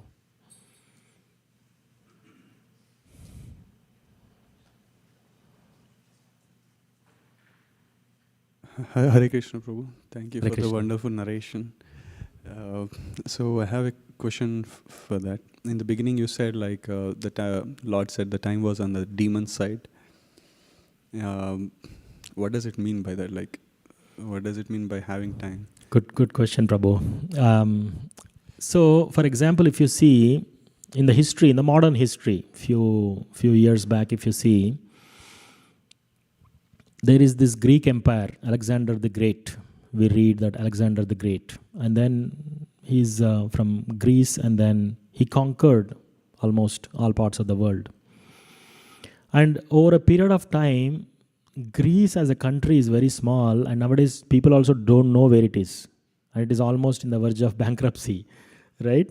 So that is the thing. Alexander the Great, Greeks is like a very great flourishing nation at some point.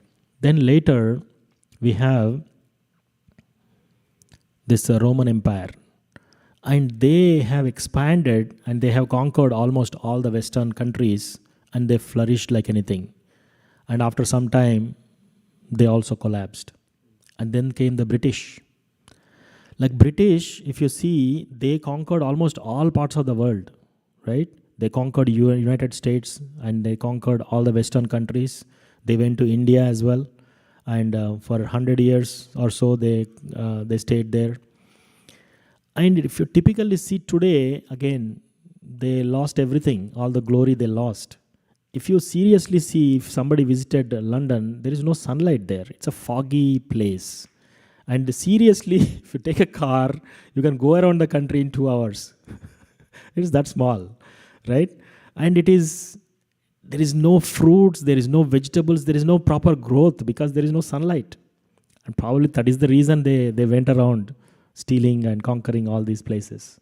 And Britishers were flourishing at some point. And now the United States, it calls itself as a superpower, and it thinks that it's the world leader, can monitor any country and shoot any country. But the thing is, eventually, US will also go down, right? So it is just the time, it's a matter of time. So when the Lord is saying that now the time is on the demon side, because these people did a little bit of offenses to the Brahmanas, they lost their strength, and now the demons gained the strength. So these kind of ups and downs will happen in one's life, will happen in some countries, and it is time bound. So that's why the Lord is saying the time is on their side. So when Roman Empire is flourishing, the time is on Roman side, and when British Empire is flourishing, it is on their side, but now it is on the US side. It's like that. So what Lord is saying out of all this is, when things are not going according to you, you tolerate. And merely by getting angry and fighting with somebody more powerful is not going to win you victory. At this time, you have to go and make a truce. At this time, you have to tolerate. You have to be patient. You have to be polite. Right? All these things were told by the Lord. And that is also same lessons for us also. Right? Sometimes, our jobs will be flourishing. We get promotions. Sometimes there will be layoffs. Right? Sometimes economy is up and down. Right? Sometimes, our strength is up and down. So based on the situation, we should also tolerate. And that's how we have to see the time. I just have another question. Yes, Prabhu. So we understand Bali Maharaj, he surrendered to Vamandev when he came because he saw him as Lord Hari himself. So we consider him as he's a devotee. Now he's the king of demons, right? Now there is a saying as the king is, so are the citizens. still, why do we call them demons? Because the king himself is a devotee of Hari. But still, we see these all envious things. Like we still categorize the whole army of Bali in demoniac mentality. Yeah. So Bali Maharaj, Lord Shiva, these are all Mahajans. Right? In Srimad Bhagavatam, we see Swayambhu Narada Shambhu Kumara Kapilo Manuhu Prahalado Janako Bhishmo Balir Vayasikir Vayam. So Bali Maharaj is also a Mahajan. That means Mahajano Yena Gatassa Panta. We can walk in the path that is set by these Mahajans. Four Kumaras, Lord Shiva, Brahma, and all these people, including Bali Maharaj. So Bali Maharaj, he is a descendant in the family of Prahalada, right? So that is one of the things. So Lord Krishna, because he after vanquishing Narsingadev, vanquishing Hiranyakashipu, he tells that in Prahalad, in your family, I will protect everybody. So that's why he didn't kill any of those other people. So Bali Maharaj, he has good qualities, but again, some of the times the devotees also take sides to enact the pastimes of the Lord. Like if you see Bhishma Dev, he was actually fighting for Kauravas. I mean, he is fighting against the Lord's party, right? But that is to please the Lord. That is the will of the Lord. So the Lord's will is that even a person like Bhishma, who is such a great hero, if he is fighting against dharma or against the devotees or against the side where the Lord is fighting, he will be vanquished. So he wants to enact that pastime, and he happily took that particular role. And he fought against the Lord, and he was shooting arrows to Arjuna. So similarly, Bali Maharaj also, he is a great soul. He is a Mahajan, and he is also a devotee. But again, he is on the other side to enact the pastimes of the Lord. So we can take it that way, Prabhu. Yeah. Thank you, Prabhu. Thank you, Prabhu. Yes, Prabhu. Sanjeev Taneja, Prabhu. Dandavat Pranam, Prabhu. Dandavat Pranam. Thank you so much for this beautiful, very engrossing narration of the Katha and the multiple lessons that we can take away from that. So just want to first share one realization. What you talked about, the unconscious incompetence all the way to the conscious unconscious incompetence all the way to unconscious competence. And it's actually something which I could relate to about as a new devotee, the expectation one should have when you start chanting. So that was very, very wonderful. Don't expect miracles that Krishna Prem will start flowing on day one. But first, all the toxins, all the anarthas are coming out. So thank you very much. Very powerful realization. I think it's very useful for expectation management for novice people like me. Secondly, Prabhu, thank you, Prabhu, for picking such a beautiful topic. Today is Mahashivratri. So Om Namah Shivaya. I have a small request. In Canto 3, Chapter 28, verse 21 onwards, it's limb by limb meditation on Lord Krishna's lotus feet.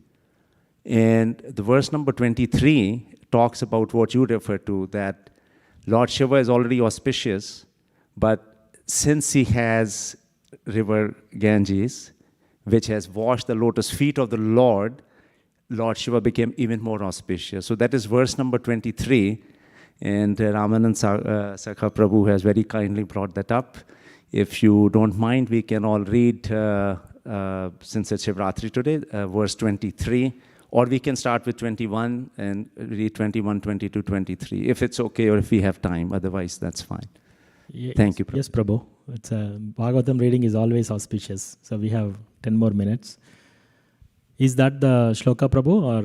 The 23 shloka, it starts from 21. The shloka, verse 23 is the one that refers to the Lord Shiva's.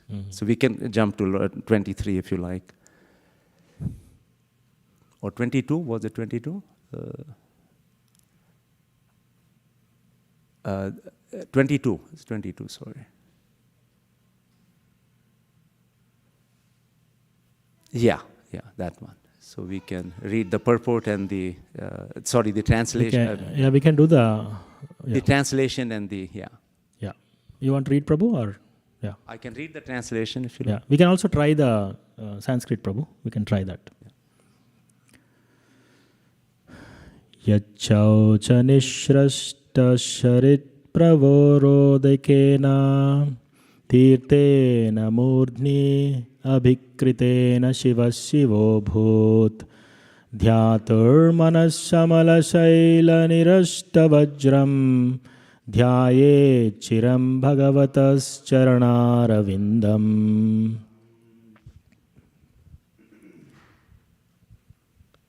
You can do the translation, Prabhu. The blessed Lord Shiva becomes all the more blessed by bearing on his head the holy waters of the Ganges, which has its source in the water that washed the Lord's lotus feet. The Lord's feet act like thunderbolts hurled to shatter the mountain of sin stored in the mind of the meditating devotee. One should therefore meditate on the lotus feet of the Lord for a long time. Hare Krishna. Very beautiful, Prabhu. Thank you so much. Any other comments or question? Yeah, Tadiyaseva, Prabhu. Prabhu, sorry I came late to the class. Sundarananda Prabhu just was commenting that this is a nectarian class, so he wants to give his comment on the class. Thank you, Sundarananda Prabhu. That's your mercy. All glories to Srila Prabhupada. So, yes, Prabhu. So the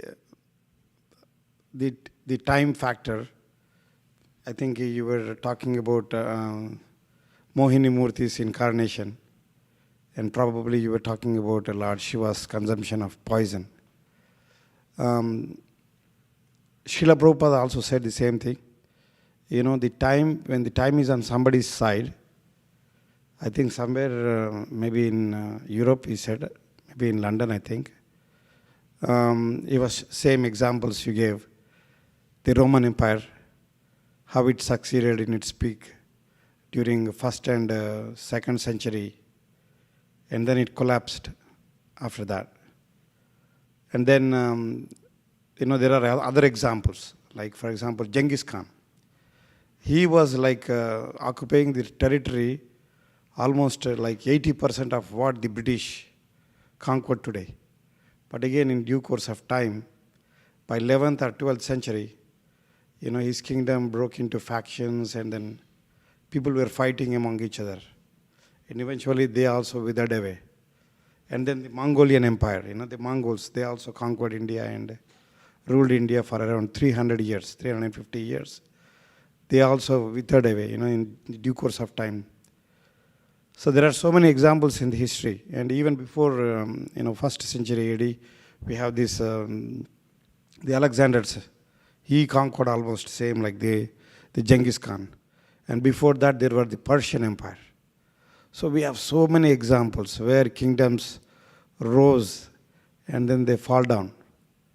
So when the time is on somebody's side, they will be successful. So we have to be very careful that, we always take shelter of the Lord so that this time factor, doesn't influence our minds. That is just I want to add. Yes, Prabhu. Thank you so much for expanding on that. Such a beautiful point. Thank you so much for sharing. Yes, Prabhu. Divyanand Prabhu. Yeah, Hare Krishna Prabhu. Very nice class. Thank you so much. Prabhu, I really like the point you mentioned about Bhagavad Gita 18.14 about the endeavor part. Excellent point. We have to do the endeavor. Prabhu, how do we understand a situation in which we've had a lot of demoniac people, Aurangzeb and all, who actually, raised the temple of the Lord? Was that, do we understand that that was sanctioned by the Lord himself to raise his own? How do we understand that situation? So one thing we should understand is, nothing happens without the sanction of the Lord. So even if it is anything good or bad, see, good and bad in this material world is a relative term. It's a duality. And then if we rise above the duality and see, right, anything that is happening, whether the good or even the bad, apparently is actually, we have to, as devotees, we have to see anything happening in our lives as something good to get closer to the Lord. And then it also reveals that the temporary nature of this world, right? Sometimes, the Lord's, we might go away from the Lord with certain reasons because of this kind of violence and all these things. So that also increases the viraha bhav, right? Missing in separation, love in separation, right? So we have to see it that way. But to answer to your question, yeah, everything that is happening has sanction of the Lord, otherwise it cannot happen. Yeah. And there is also a free will associated to that. We have our free will to act according to what we wanted to act as. So some people exhibit their free will in doing such negative things. Some people, some people build temples. Some people demolish temples. So they are using their free will to do that. Now, they will get their quota of karma when they are doing that particular thing. But even if something were to happen, even good or bad, it needs to have an approval of the Lord. Thank you, Prabhu. So one follow-up thing. So the result we get as a result of that, due to that endeavor, is it because of the karma or is it because sanction of the Lord or both? The result of anything, see, there are two things. One thing is your destiny, basically based on our karma or destiny, we are put into a certain situation. But how we act in that particular situation will determine our future destination, right? So if we are going through a turmoil or any seemingly very, very difficult situation, that is either coming through a karma, or if they are an elevated devotee, it is coming to glorify the devotees. The Lord wants to glorify the devotee. See, my devotee, even in this condition, he acts like this, right? Like Yudhishthir Maharaj.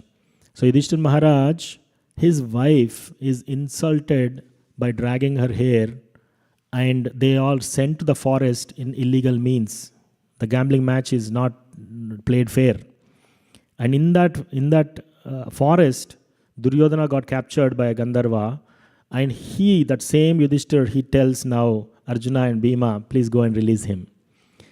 Now see, he has a choice. At that particular moment, he has a choice to think, this fellow has done so much to our family, let him go. Or he had a choice to protect and do the dharma according to the dharma, and he chose that. And that's why he's glorious, he's virtuous. So similarly, when difficulties are coming to us, it could be several reasons. It could be karma, it could be the great devotees, how they behave, the Lord wants to glorify them. So it could be that. But what they do at that point, how they use their free will determine their future destination. Thank you, Prabhu. Yes, Prabhu. There is a comment in online, it seems. Hare Krishna, this is Kennedy. I just wanted to say something about the story you said, the moments when God gives us something that we can use to be glorified by others because it's by his will, and there's nothing he will give us that is insurmountable. Even Shiva drinking a poison a drop of it would have killed everyone. he was the one person there who could have done it. And we will always have the right people around us as long as we walk with him, and we will always be able to come to the end of our journey by his will. And that just brings me so much peace. So I wanted to share. Thank you. Thank you so much, Mataji. That's a beautiful realization. Thank you for sharing. Yeah, we should definitely take shelter of people around us also, like spiritual masters, devotees, and all that. Thank you, Mataji. Yes, Prabhu, the last point, because it's 10 o'clock.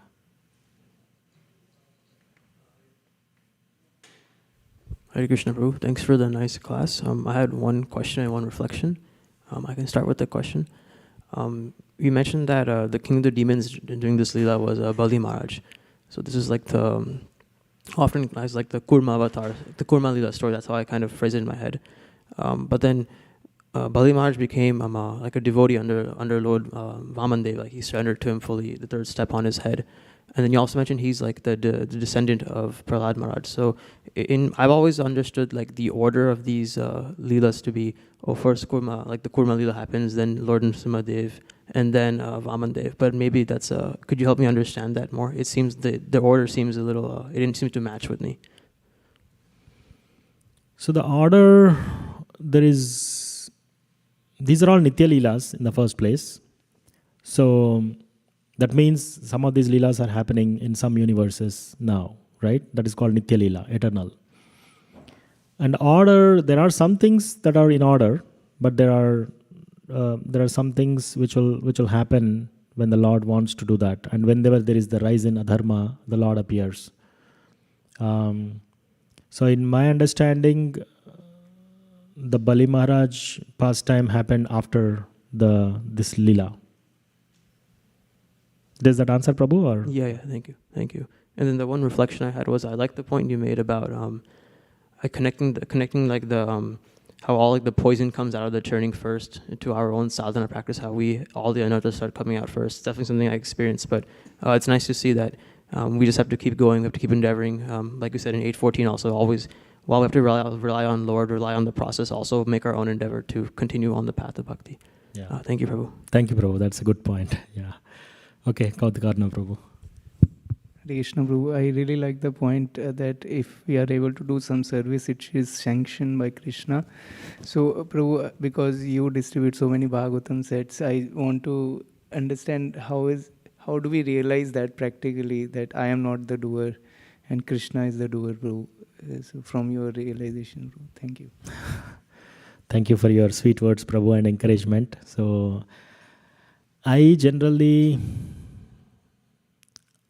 before going for book distribution, I take blessings from a lot of devotees, and I also took blessings from you several times.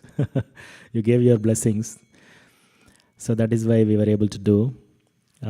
From my Guru Maharaj, what I learned is any endeavor, anything, any service or anything that we are doing, without the blessings of the devotees, nothing can be of any value.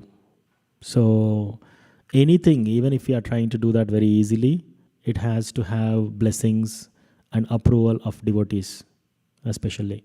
So one thing, Lord Chaitanya Mahaprabhu also, whenever he was doing any major activity, whenever he's going for yatras and all these things, South Indian yatra, he kind of took permission from all the people, including Sarvabhauma Bhattacharya, whom he himself delivered like few days back. So he didn't even see who is senior, who is junior. So the fundamental crux of Vaishnava philosophy is we are utterly dependent on the blessings of the devotees. So when you do that, what is the question of we doing it, right? So when we take the blessings of the devotees and go do, we are performing, we are becoming an instrument, and whatever comes out of that, it belongs to the people who gave the blessings. And there is a lot of support also required. First of all, there should be books. There should be a temple to give the books to us. The Krishna has to give a job to us so that we can drive a car, fill the gas inside that and go, right? Even if you want to cook in the temple, you have to come from your home till here. You need a car. All this is given to you. Now, when all these things are given to you and you're doing, you're only becoming an instrument. So that's the understanding, Prabhu. Thank you so much. All right. Thank you so much. Vancha kalpatarubhyasya kripa sindhubhya eva cha patitanam pavanebhyo vaishnavebhyo namo namaha. Anantakoti Vaishnava Vrinda ki jai. All glories to Srila Prabhupada. Srila Prabhupada ki jai. His Grace Acyuta Kumar Prabhu ki jai. Srila Prabhupada ki jai.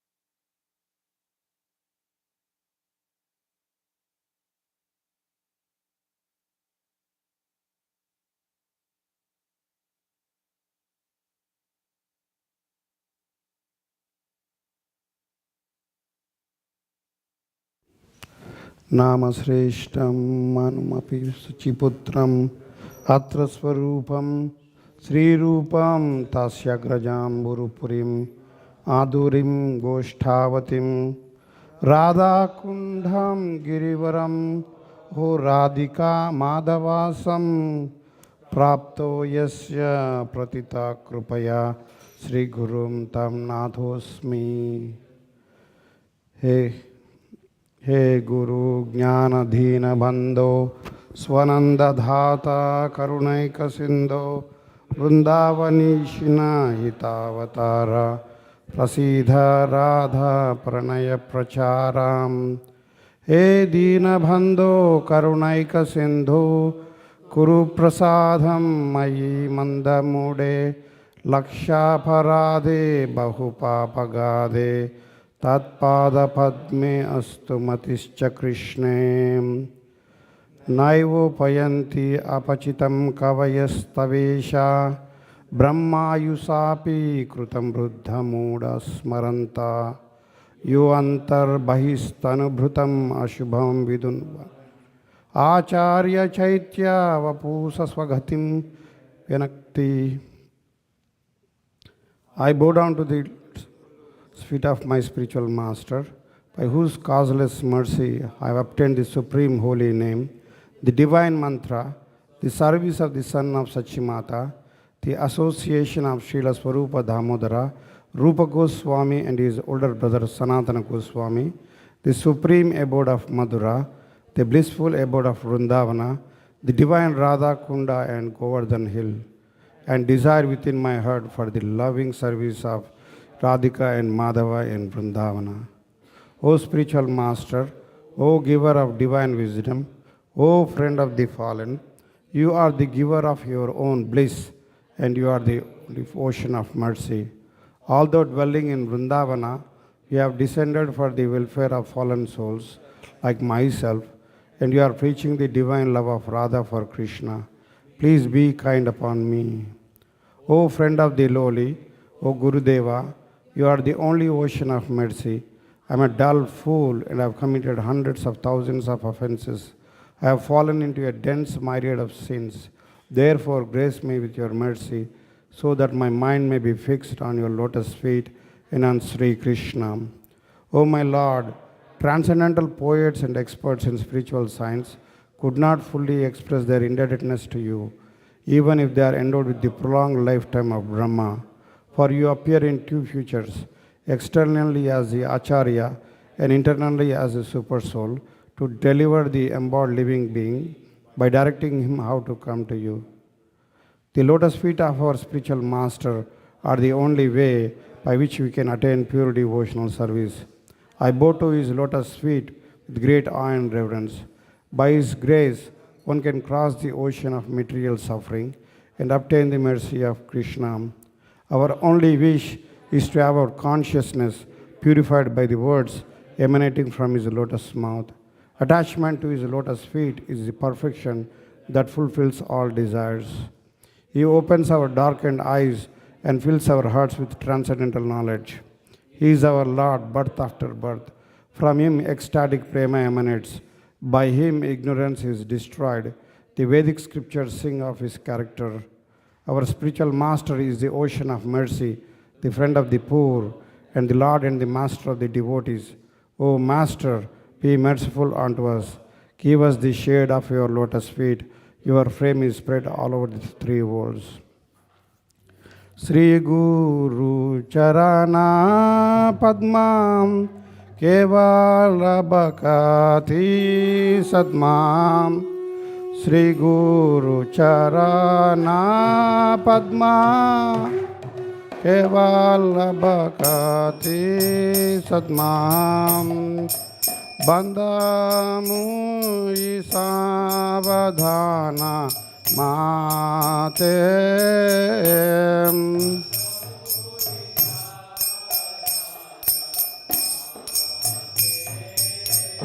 Bandhamu Isavadhana Matem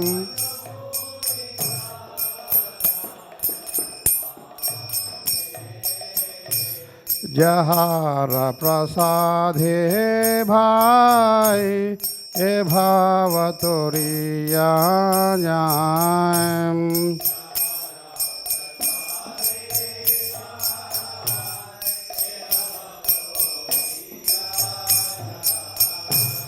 Jahara prasadhe bhai e bhavatoriya jayam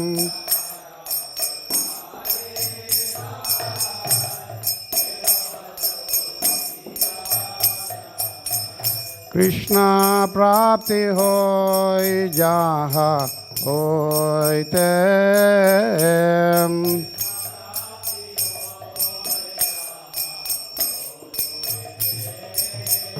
Krishna prapti hoy jaha hoy tem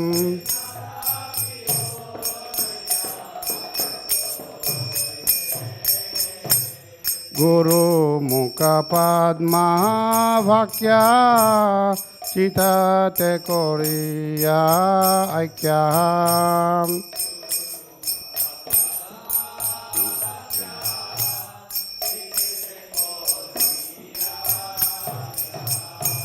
Guru Mukha Padma Vakya Chitate Koriya Aikya.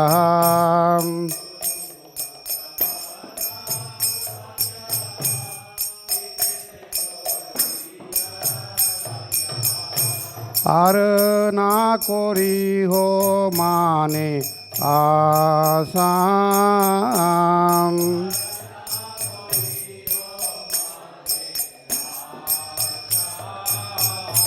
Arna kori ho mane asam.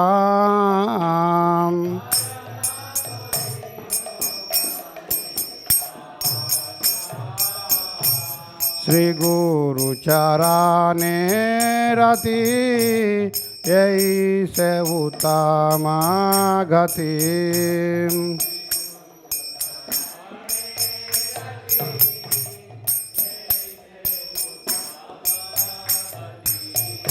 Sri Guru Charane Rati Yai Se Uttama Gati.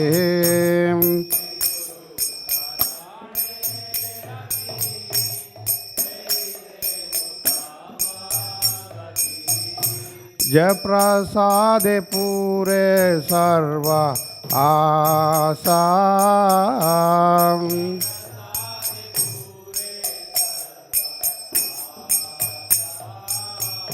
Jai prasade pure sarva asam.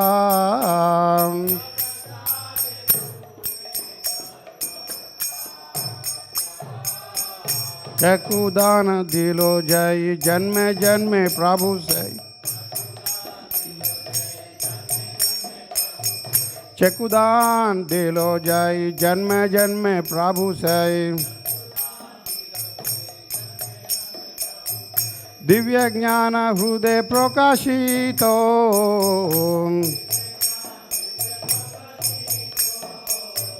Divya ज्ञान हृदय प्रकाशितो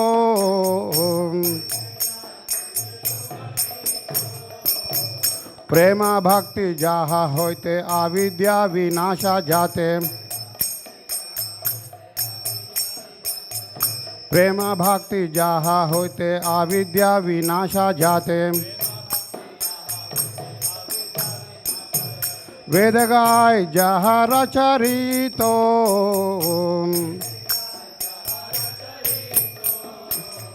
वेद गाय जहा रचरितो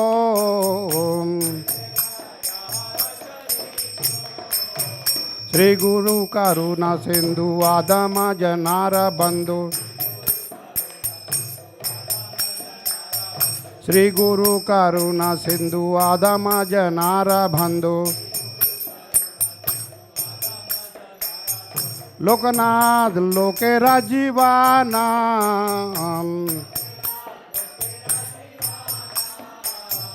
लोकनाथ लोके राजीवाना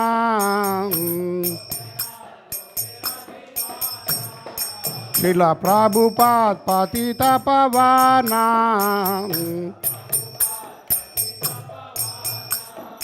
शिला प्रभुपाद पतित पावना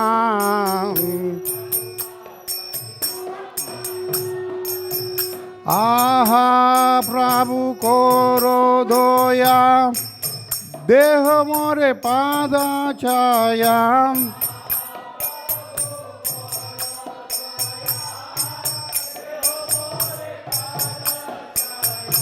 आहा प्रभु कोरो धोया देह मोरे पादा छाया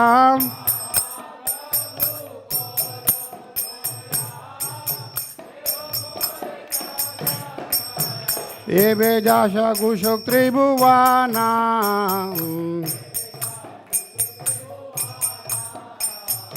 एवे जाशा Kushok त्रिभुवाना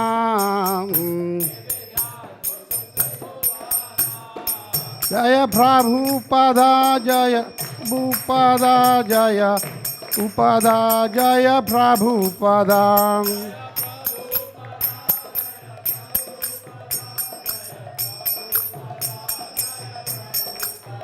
Jaya Prabhupada Jaya Prabhupada Jaya Upada Jaya Prabhupada.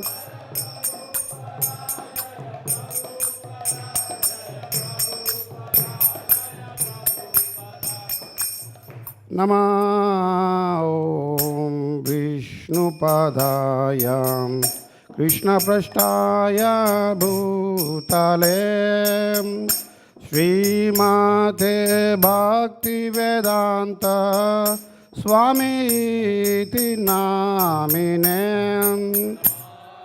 Om Vishnupadaya Krishna Prasthaya Bhutale Srimate Bhakti Vedanta Swami Iti Namine. Namaste Saraswati Deve Gauravani Pracharine Nirvishesha Shunyavadhi Pashachya Deshatarine.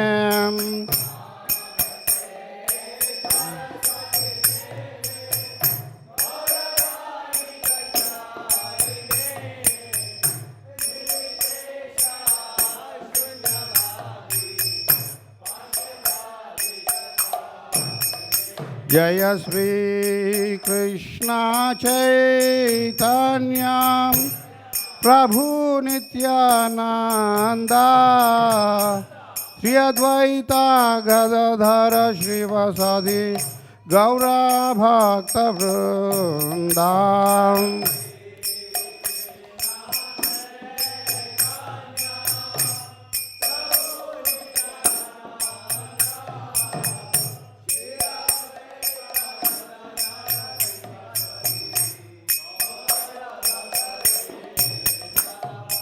Hare Krishna, Hare Krishna, Krishna Krishna, Hare Hare, Hare Rama, Hare Rama, Rama Rama, Hare Hare.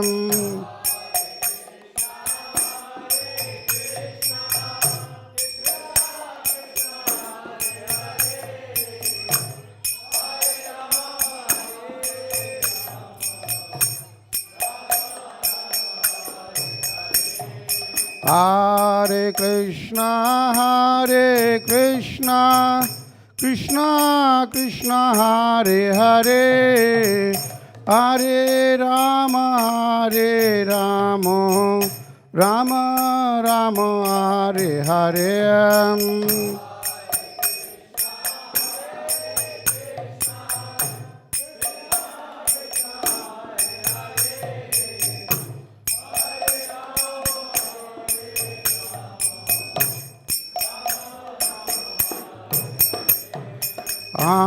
Hare Krishna, Hare Krishna, Krishna Krishna, Hare Hare, Hare Rama, Hare Rama, Rama Rama, Hare Hare.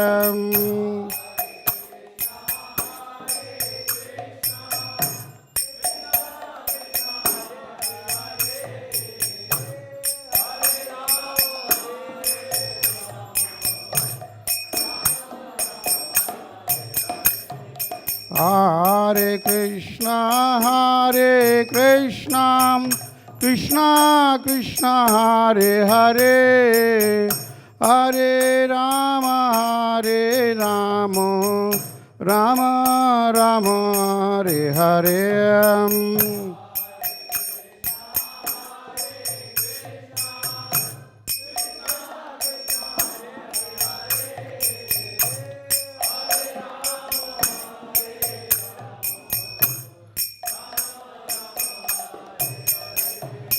Hare Krishna, Hare Krishna, Krishna Krishna Hare Hare, Hare Rama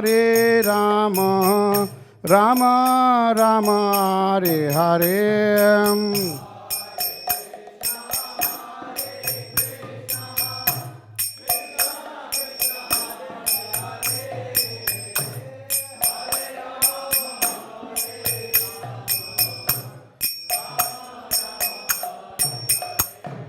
Hare Krishna, Krishna Krishna Hare Hare, Hare Rama Rama Rama Hare Hare.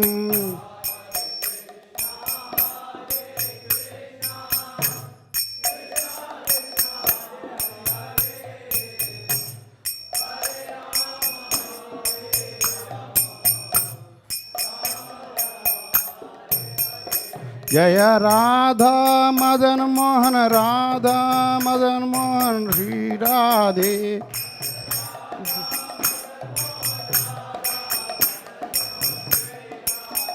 Jaya Radha Madan Mohan, Radha Madan Mohan, Jai Sri Radhe.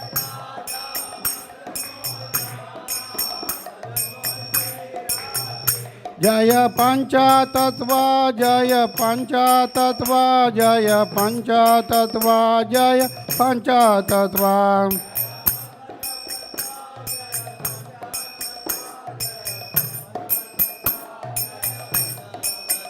Jaya Lakshmi Narasingha, Jaya Lakshmi Narasingha, Jaya Lakshmi Narasingha, Jaya Lakshmi Narasingha.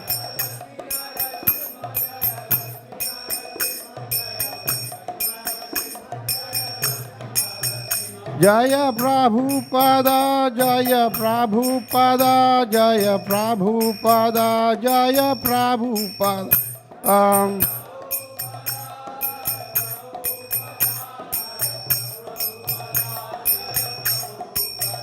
Jaya Guru Deva, Jaya Guru Deva, Jaya Guru Deva, Jaya Guru Deva.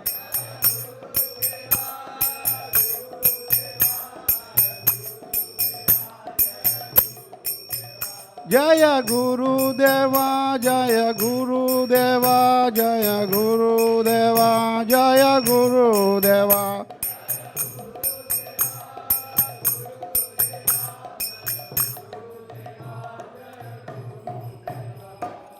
Jemo Vishnupada Paramahamsa Parivrajakacarya Ashtotra Shat Srimad Abhaycharanaravinda Bhaktivedanta Swami Srila Prabhupada ki. Jemo Vishnupada Paramahamsa Parivrajakacarya Ashtotra Shat Srimad Srila Bhakti Siddhanta Saraswati Thakur Goswami Maharaj Prabhupada ki jai. Ananta Koti Vaishnava Vrind ki jai. Namacharya Srila Haridas Thakur ki jai. Prem se kaho Sri Krishna Chaitanya Prabhu Nityananda Shri Advaita Gadadhara Shivasadi Ghora Bhakta Vrind ki jai. Shri Shri Radha Krishna Gop Gopinath Shama Kunda Radha Kunda Giri Govardhan ki jai. Shri Vrindavan Dham ki jai. Shri Madhura Dham ki, Shri Jagannathpuri Dham ki, Mayapur Dham ki, Ganga Mai ki, Jamuna Mai ki, Tulsi Maharani ki, Ananta Koti Vaishnava Vrindi ki. All glories to the assembled devotees. All glories to the assembled devotees. All glories to the assembled devotees. All glories and all glories to Shri Guru and Gauranga.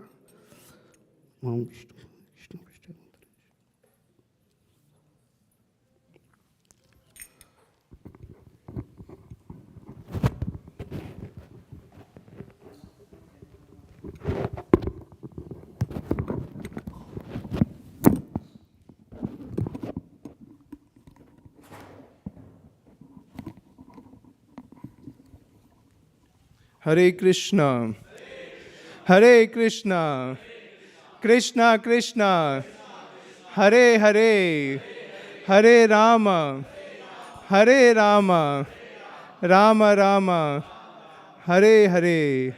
Hari Bol. Thank you so much for joining us for Saturday morning program. As Acyuta Kumar Prabhu mentioned, every day in ISKCON is a festival. So thank you for joining for the festival Saturday morning. We would like to begin with asking anybody new, first time here? First timers? No. All returning sadhus. Hari bol. Big round of applause for all the returning sadhus. Hari bol. Hari bol. Hari bol. And we will start with first acknowledging Acyuta Kumar Prabhu. He gave a wonderful class today. He started with Japa Circle in the morning at 6:15. And in the class, he mentioned the glories of Lord Shiva, how Lord Shiva is the best of the Vaishnavas. He is so compassionate that he concentrated the ocean of poison and he drank it all. I heard that in the lecture that Srila Prabhupada also followed the same. He could have stayed in Vrindavan and he could have easily gone back home, back to Godhead, but he came to the Western world with a trunk of Srimad Bhagavatams. So we should also follow the footsteps of Prabhupada, and there are many teams going out for book distribution.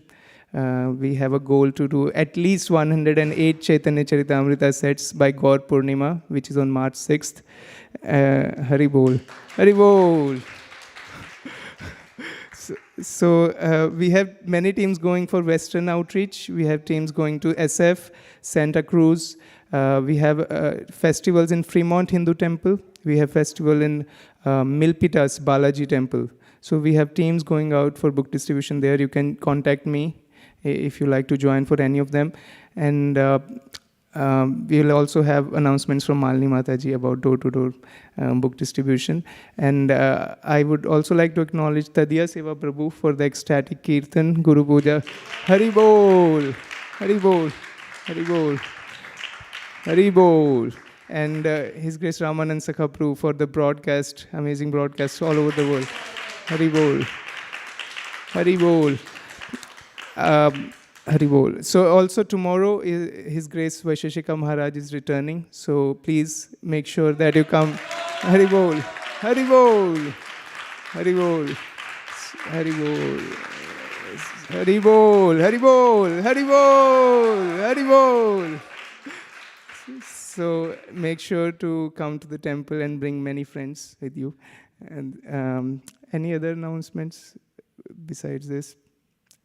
I will announce the cooks. Who are the cooks for today?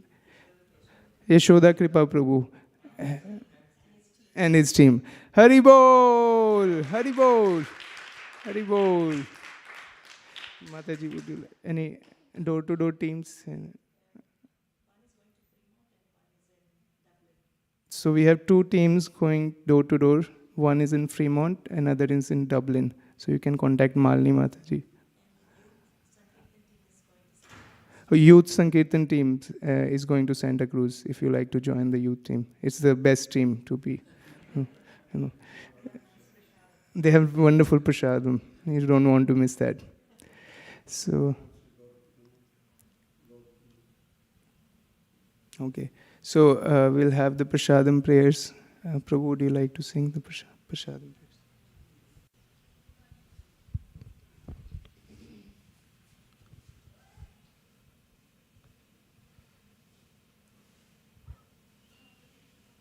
शरीरा विद्याजाल अविद्याजाल जुड़ेन्द्रिया ताहे काल जीवे फले विषय सागरे तारम दिजीवाते लोभमय सुदुर्मति ताके जड़ा कठिन संसारे कृष्ण बड़ा धोयमय कोरीबारे जीव जाय स्वप्रसाद अन्न दिलो भाई सही अन्नामृत पाओ राधा कृष्ण गुण गाओ प्रेमे डाको श्री चैतन्य निताय जय निमाय जय निताय जय महाप्रसादे गोविंदे नाम ब्रह्मणि वैष्णवे स्वल्प पुण्यमृतं राजन् विश्वासो नैव जायते प्रसादे सर्वदुःखानां हानिरस्योपजायते Prasanna Chetaso hi asu Buddhi Parya Vishtate Tvayopabhukta Shraganda Vaso Alankara Churchitaham Uchishta Bojino Dasas Tava Mayam Jayemahi Shri Bhagavat Mahaprasadam ki.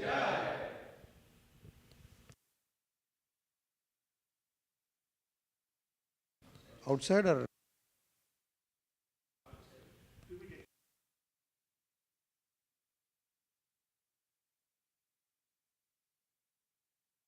Yeah, prasadam will be served in the in the picnic area. Haribo. And I would like to acknowledge, I didn't say Acyuta Kumar Prabhu. Let's say a big round of applause for Acyuta Kumar Prabhu. Haribo! Haribo! Haribo! Haribo! Haribo!